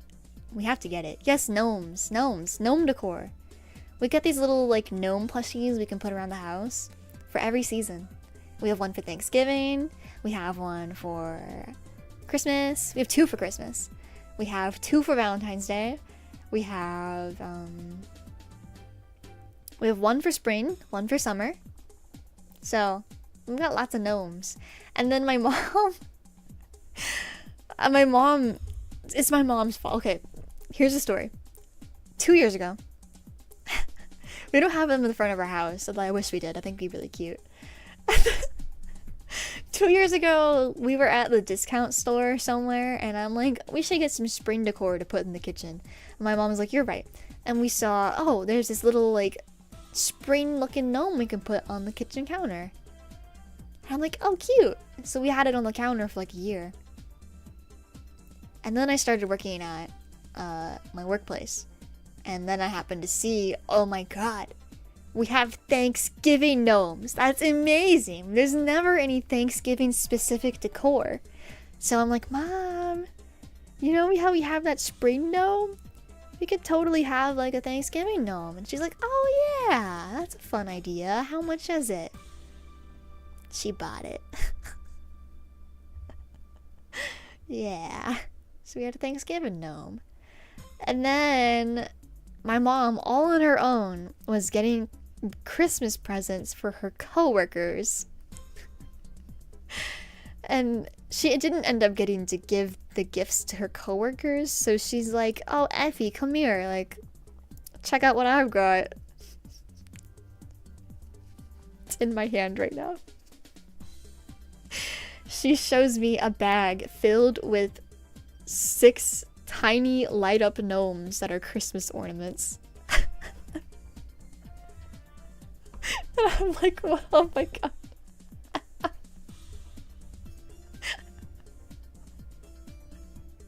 So,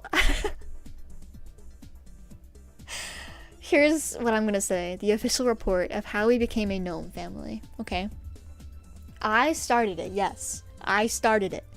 But my mom is the reason it kept going. She bought those tiny gnomes on her own. It wasn't me.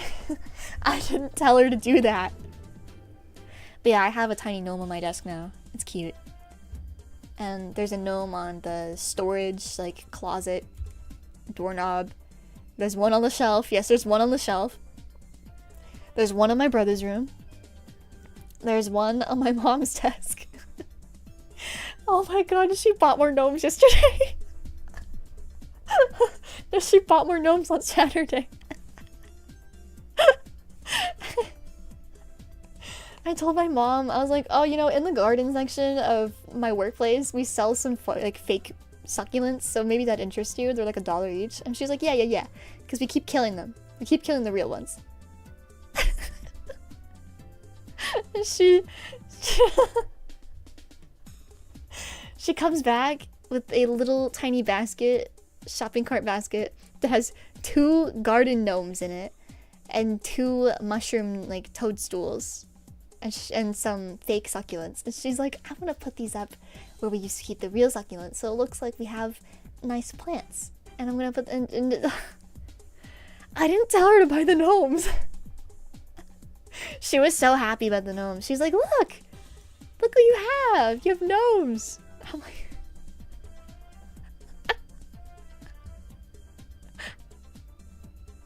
oh, they're cute though. I love them so much. That's why I keep telling my mom every time we get new ones. The Valentine's Day gnomes, we have like this little bench in the front of the house, in the entranceway. It's like a storage bench, so you can open it up and put like jackets and stuff in it. We don't really use it for that anymore though, so I've started, and we used to put our backpacks on the bench when me and my brothers were kids. So we'd come home from school and we all had a spot to put our backpack. My oldest brother was on the far left, Sol was in the middle, and I was on the far right. So that didn't sounded bad out of context. We're just gonna move past that. The far right of the bench. Of the bench. Okay. Of the bench. Of the bench. It's nostalgic to think about. But we don't go to school anymore or use backpacks, so the bench has been empty for years. So I decided to take it upon myself for Christmas to decorate it with the gnomes. Because I'm like, why would the gnomes be separated? They're best friends. They were sold together. They're best friends. I don't want to separate them. So I put the gnomes in a basket together on the bench with like a little blanket set up. No, it wasn't in a basket. It was they were on a blanket and they had like 2 coasters in front of them, and I put 2 candles in front of them, and then I put a basket next to them and a pillow. And I told my mom, they're on a picnic. They're on a snowy picnic. Ah, that's right. The blanket was actually fake snow. It was fake snow. So it was like a fake snow setup for Christmas. I took it down and I'm like, okay, I'm gonna put my pink blanket on the bench, and then I'm gonna put them in a basket.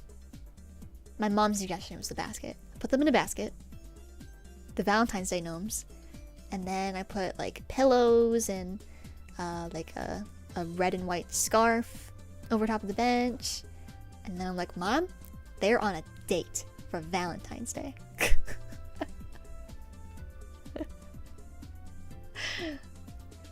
That's where we're at right now. They're on a date. It's really cute.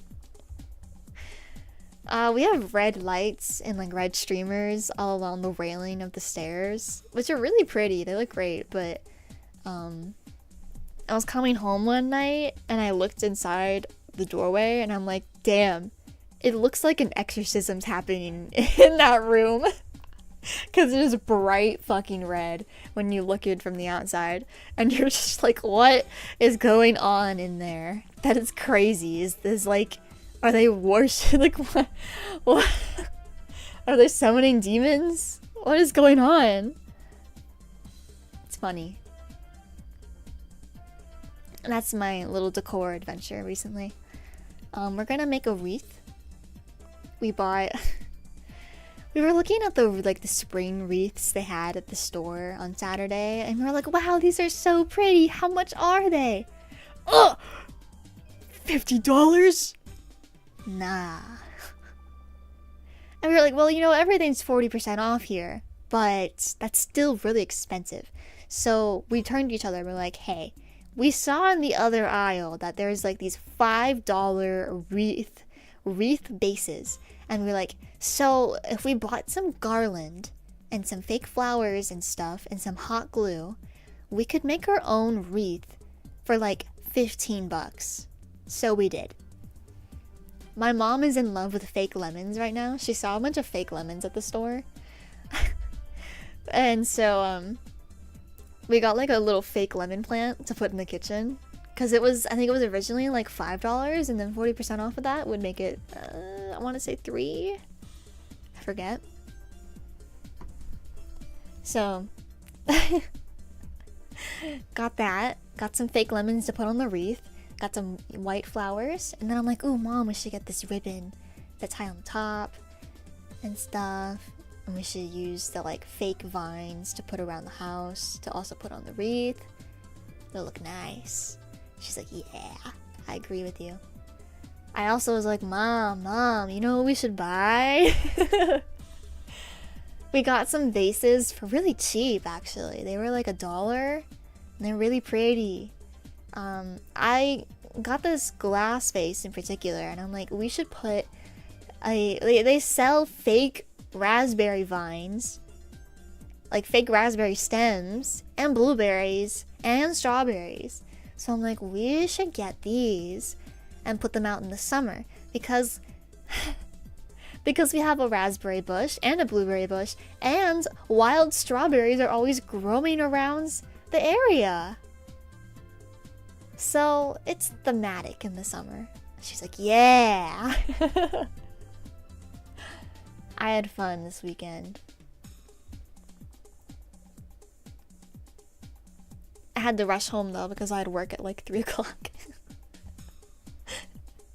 And I was really tired at work. Speaking of work, I'll probably save this full thing for next stream, but my least favorite coworker is updated. I'm no longer beefing with that one lady I told you guys about when I came back to streaming. I think it's chill now. It's chill. It's fine. Let bygones be bygones. My new problem is not so much with this one coworker I work with a lot, but with her boyfriend. No, I'm already in this deep. I'll just finish the story. Maybe I'll retell it next time I stream.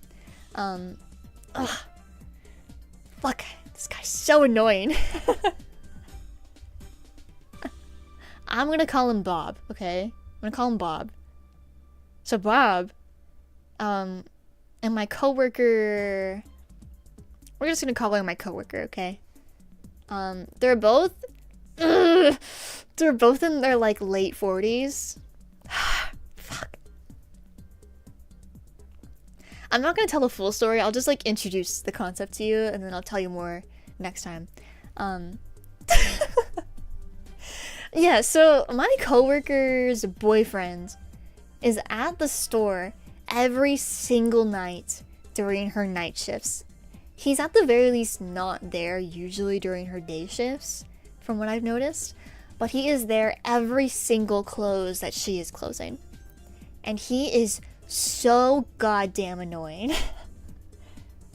The thing about Bob, I learned about Bob when he came in the first time during a close about a month ago, and I didn't know who he was. He didn't even introduce himself to me, but all of a sudden, his first thing he says to me is, "Hi, Effie."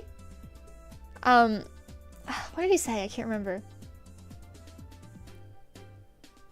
I don't remember what he said, but he was just so familiar with me. Said my name, "Hi, Effie," like, oh, like, not even like, "Oh, nice to meet you, my name is," no, none of that.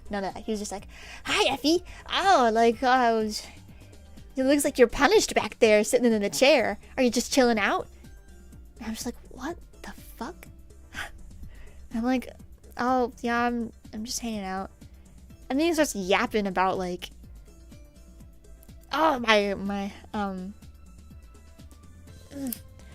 I guess I should make a fake name for my coworker. This is gonna be really hard to do.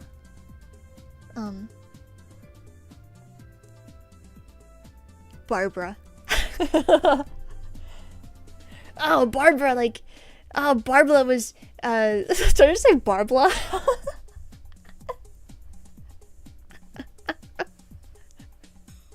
Barbara was, she was blushing the other day so hard at this child, you know, like, oh, you look like Rudolph. I'm gonna call you Rudolph from now on, Barb. And she's like, stop it. Oh, stop it, you. He's like, yeah, I gotta tell Effie all about how you turn bright red. Yeah. Oh man, I gotta show the pictures to everybody. And then he leaves, and I'm like, who was that guy? In my head, I'm like, who was that guy? I guess he's a friend of Barbara's. And you know what my first impression of him was? I actually thought, at first I'm like, oh, is he like dating her? But then I was like, no, this guy is acting so desperate that I think she actually has a boyfriend and he just really wants to date her but can't. I thought he was a fucking simp. I thought he was just her friend that was laying it on a little too thick. Because there's something he said where I was like, oh, I guess there's like another dude that's like actually dating her. I forget what it was he said before he left. So I thought, but no, I learned later, like, oh no, that's him. That's the boyfriend, all right. Her new boyfriend. Yeah, she started dating him recently.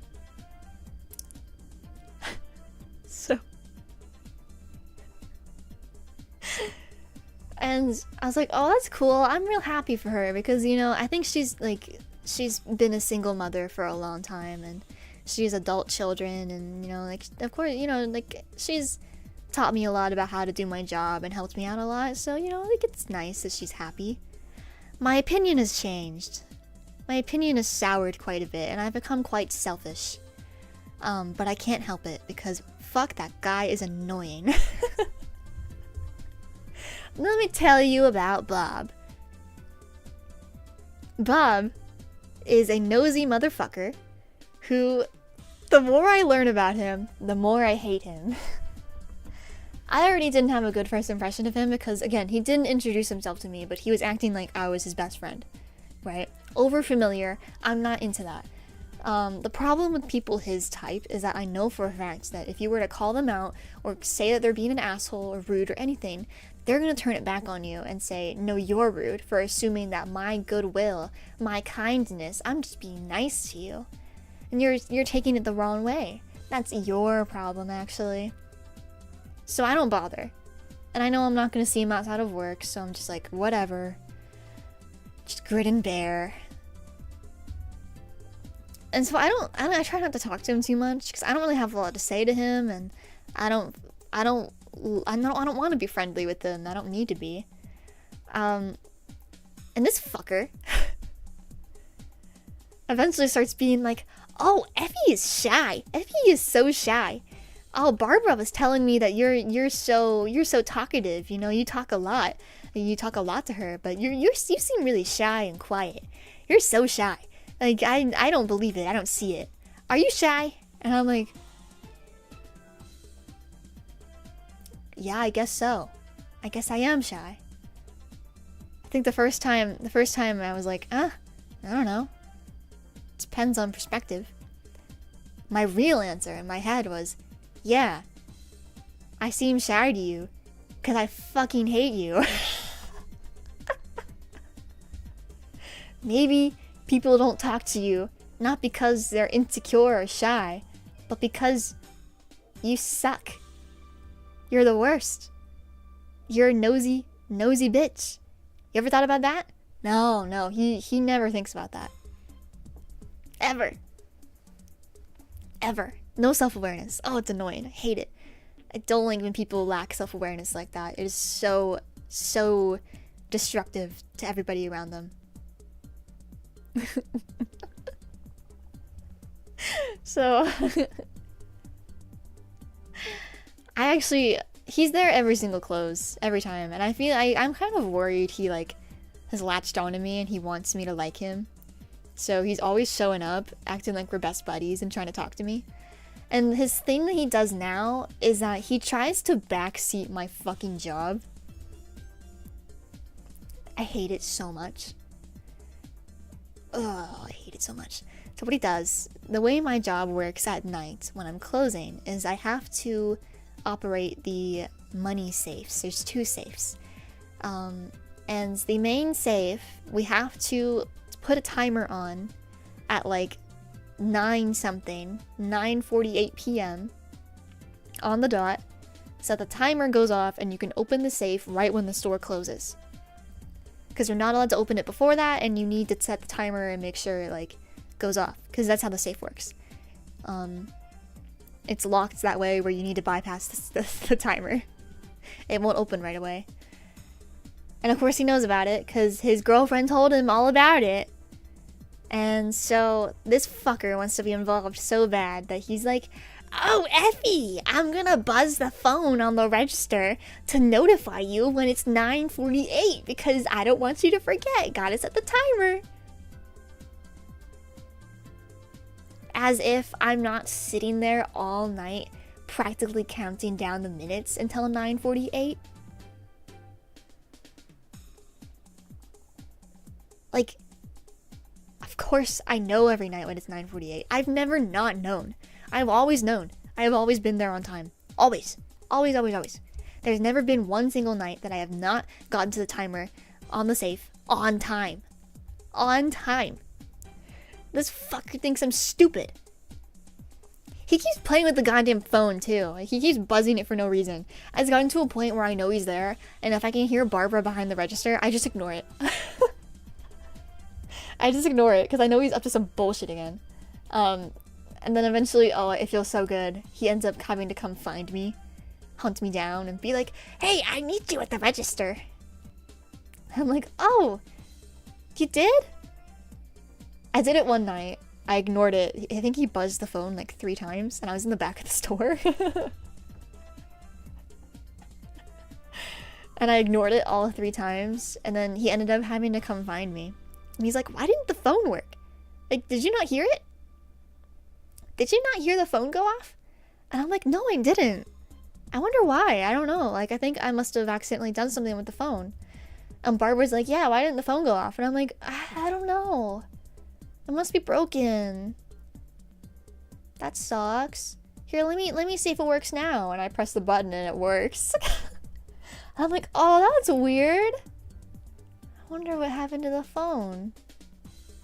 Oh well, at least it works. Fucker.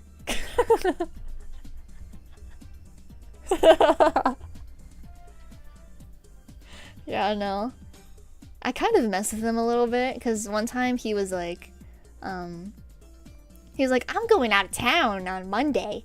So, you know, when you close on Monday, I'm gonna call the company phone in the office, and so that at 9:47, so that you guys know to turn the safe on." And I'm like, "Oh yeah, you should do that. You should do that for sure. You should for sure call the phone in the office, and like, that'll really help out the people working that night." We don't answer the phone in the office. We don't answer the phone in the office. Nobody answers the phone, not even my boss. So I figured it would be no harm if he really did do that, because he would just get ignored, and that's what he deserves. But yeah, he's a piece of work. Oh, fuck. The other night, it was Saturday night, I was putting sales tags up, because we put sales tags up to like update products and be like, "Oh, hey guys, there's a sale on this specific product if you have our app," or whatever.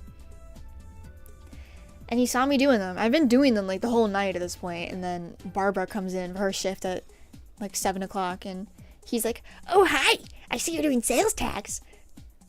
Do you want me to help you? I heard you can't find things easily. I can help you find things." And I'm like,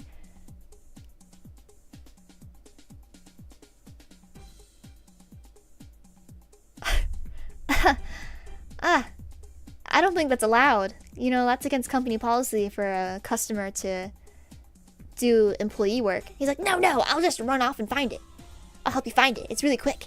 I was actually working with your coworker. Oh, what's her fake name gonna be? My cool coworker, the cool one. Monica. We're gonna call her Monica. I like Monica. She's really cool to work with. I like her a lot. She's respectable. He's like, "I was working with Monica the other night, and I was helping her find the sales tags. And man, I thought she was gonna run me over because she was going so fast. She was zooming around the store." And I'm like, "Oh yeah, she does that. You know, she's really quick at what she does. She's super good at her job." Trying to imply to him how useless he is. And I'm like, no, I don't need your help though. Like, you should help Barbara out, actually. I think maybe she would appreciate that more. And he's like, "No, but I heard you can't find things easily. I'd be really helpful." And I'm like, "Oh, I have to go on break."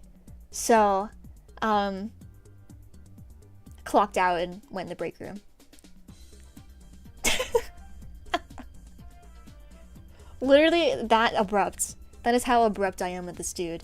I am, like, he said that about helping me, and I'm like, brief pause. I'm like, I have to clock out.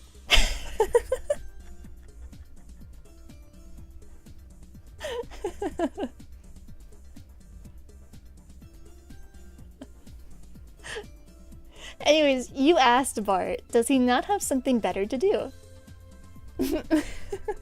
And Maeve says he doesn't. She's correct. She knows the critical detail that I've been holding back from you guys. You know how I said the more I learn about this guy, the more I hate him. He tells me pretty early on, he says, he said, like, it was just a random conversation. It was actually like a little bit pleasant. This was early on before I fucking hated his guts. He was like, oh, I'm actually looking for work right now. Which is code for, I'm unemployed as fuck. And I'm like, oh. In my head, I'm like, oh. So that's why he's always here. He's unemployed.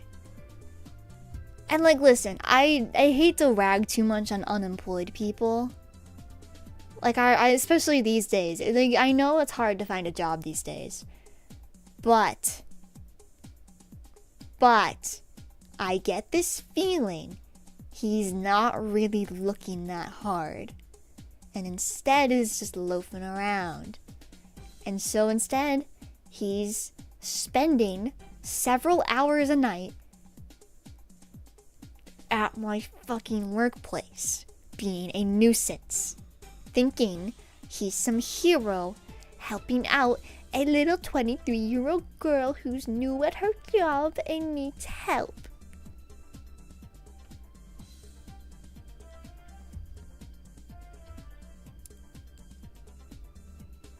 And I'm gonna follow my girlfriend around and flirt with her in front of her coworkers and continue to be annoying. That's what he does. He'll like flirt with her in front of us. He like, ugh. I was like minding my own business at the register. It's always at the registers. They'll be like, we'll all be at the registers. I'm like turning the safe on or whatever. And then like, he's like teasing Barbara. He's like, you always drink my coffee. You always drink my coffee. And she's like, no, I don't. No, I don't. I don't always drink your coffee. No, I don't. It was just one cup. And it was like their flirtatious banter. Oh, so cute. Oh my gosh. Sorry, I'm losing my fucking mind. And then it was before Christmas. It was before Christmas. And so he's like, Santa's gonna give you coal. Santa's gonna give you coal this year. He's not gonna give you any presents. 'Cause you've been a bad girl.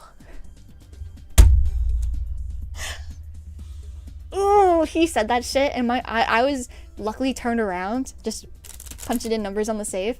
My eyes widened, and I'm like, oh, fuck, that is disgusting. Get a room. Literally get a room. Not the first time. He's also a menace to other people, by the way. I heard yesterday from my brother. I don't feel bad telling my brother's stories for him because he's not a streamer. You know what my brother told me yesterday? He told me about 2 instances that he met Bob. The first, he was like really aggressively flirting with Barbara. Like they were buying stuff as customers. And he was like poking her in the arm and being like, oh, you gonna tell Sol about what we're gonna do when we get home? And she's like, stop it! Oh my god!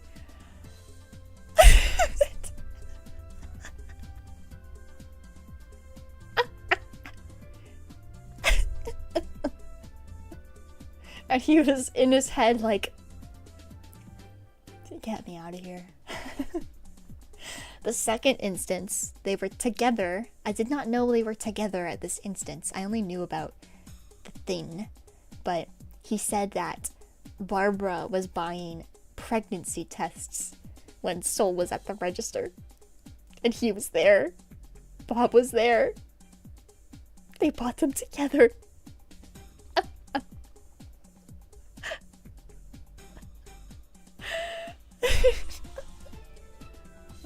So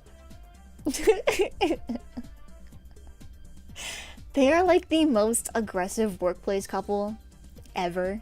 They make it everybody's problem. Because like again, apparently he's a menace to my other coworkers. He's been bothering Monica, apparently trying to help her do her job. She doesn't need help.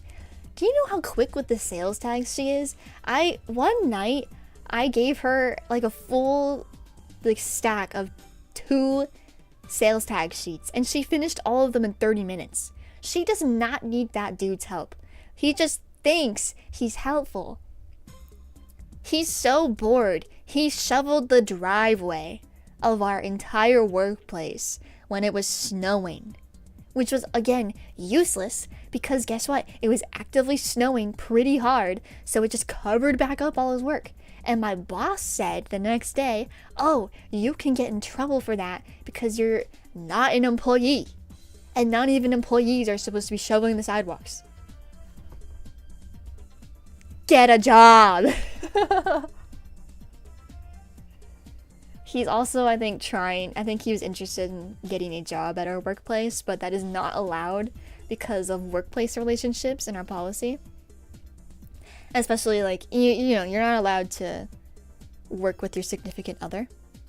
But my coworker Barbara is the assistant manager, so apparently my brother overheard her saying that she could just bypass that.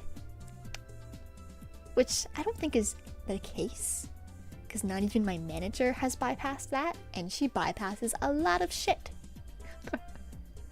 When I got hired, because I work at the same place as my brother, that was part of the discussion. I asked, like, oh, is it okay that I work here, despite, you know, my brother working here too? My boss is like, no, it's okay. Like, it's fine. It doesn't matter. The policy only applies to I can't hire my own family members or significant others, and I cannot hire anybody's significant other. And I'm like, oh, okay. Well, I'm not dating my brother, so all good.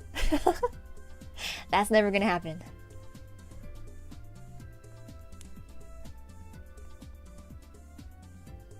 They should hire him and transfer him to another location due to work policy. They should. They should transfer him to the shitty store. I think it's pretty obvious where I work if you live in America, but I'm refusing to say the name just because I don't want to get sued or whatever. But there's like 50 billion of them everywhere. Like you'll probably pass by one of these stupid fucking stores. I don't know, drive. We have a bunch of them, and so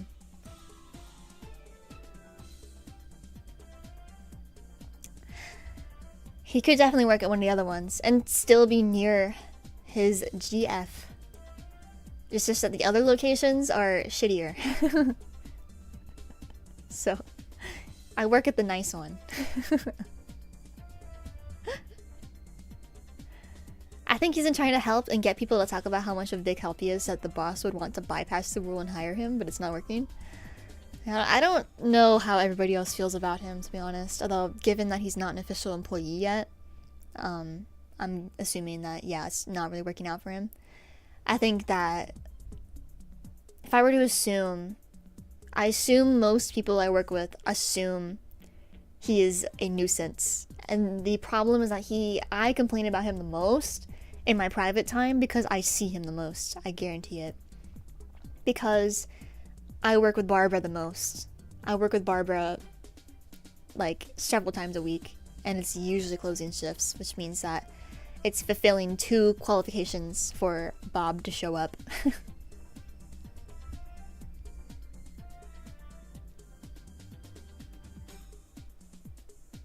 Yeah.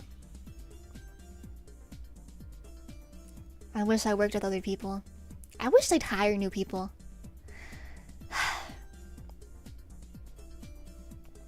Man, there's just so much weird things happening. So many weird things happening with my coworkers. Everyone's weird. Except for Monica. Monica's cool.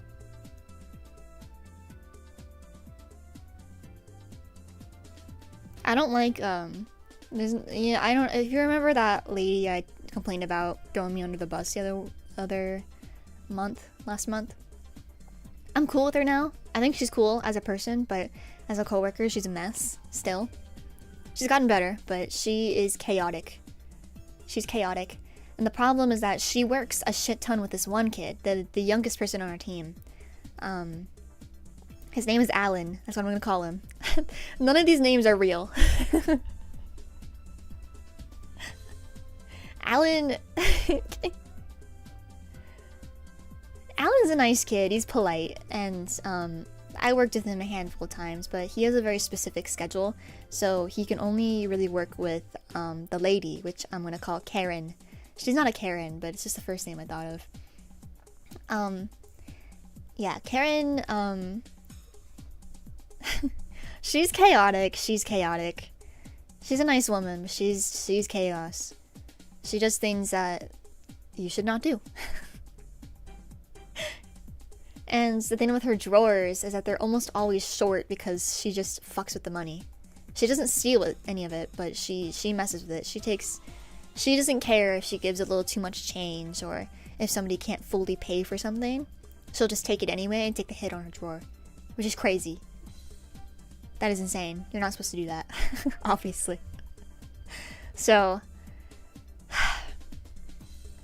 Alan is the newest employee, and he mostly has been training under Karen, and that's a problem because she's chaotic and doesn't do her job correctly whatsoever. So he's been learning all of her tricks and is now also doing his job chaotically and incorrectly. And I can almost always tell when they did their work because it is disgusting.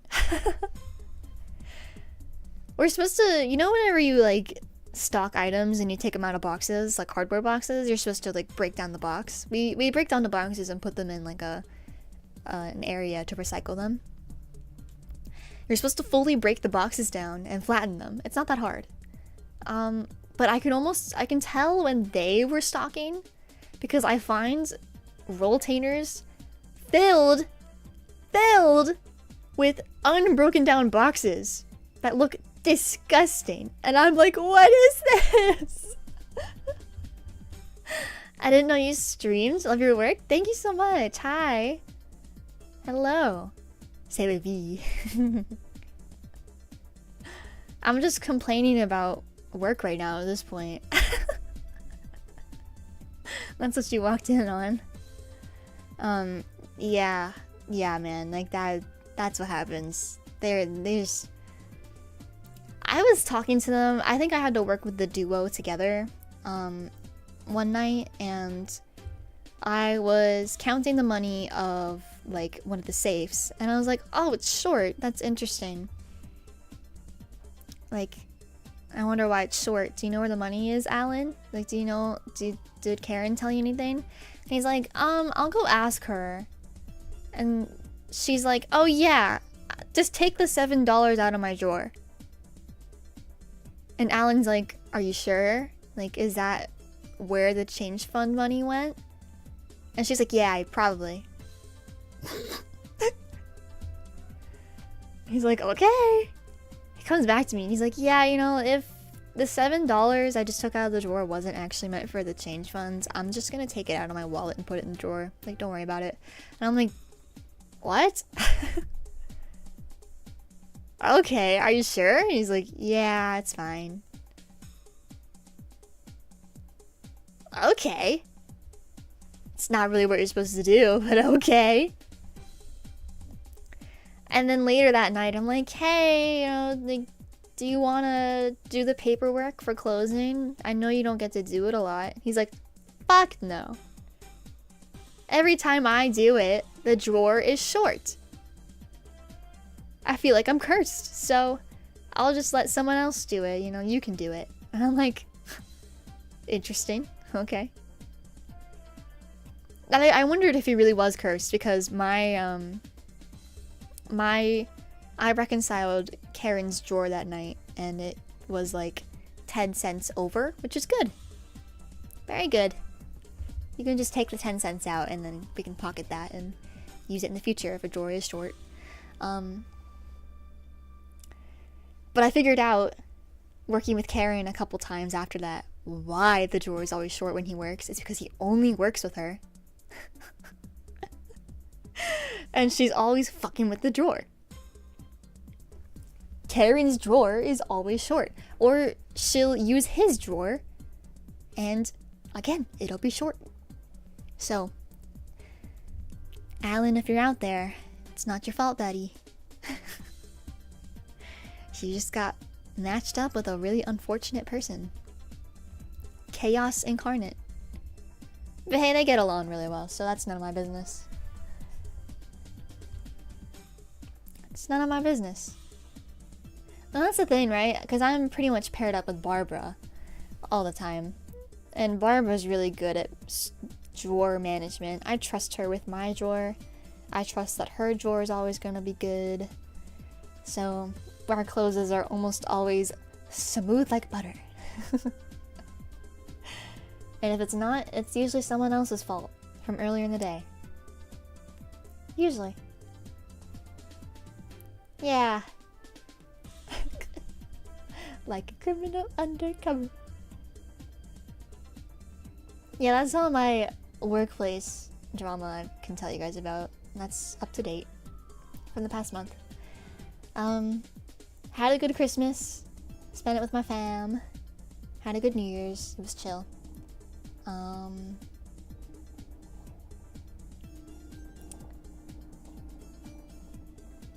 Yeah. I'm gonna try to spend this year nicely. I'm gonna be nice to myself. And do lots of fun things. Both personally and online, hopefully.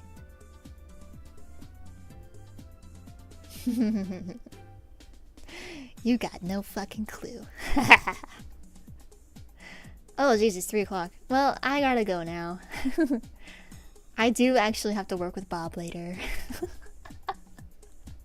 Thank you for listening to me rant. I know that was not related to the video of WILDSIDE. Thank you for watching WILDSIDE 2. I'm gonna respond to the comments tonight because I know I haven't responded to them yet, but I read them and I was really grateful. So thank you so much for being nice to me.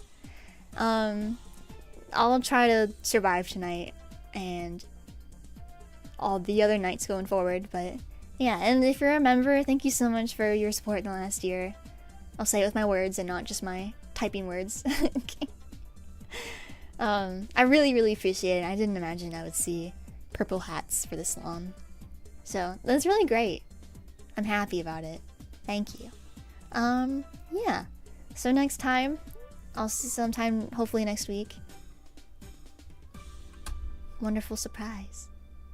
Oh yeah, all my desk stuff is purple, by the way. That was the point of why I wanted to replace everything. I wanted to go from pink to purple, because purple is my real favorite color. I look crazy now. But it's so pretty! Okay, anyway. Bye-bye, everyone. Bye! Thank you for the money, babe! I saw that!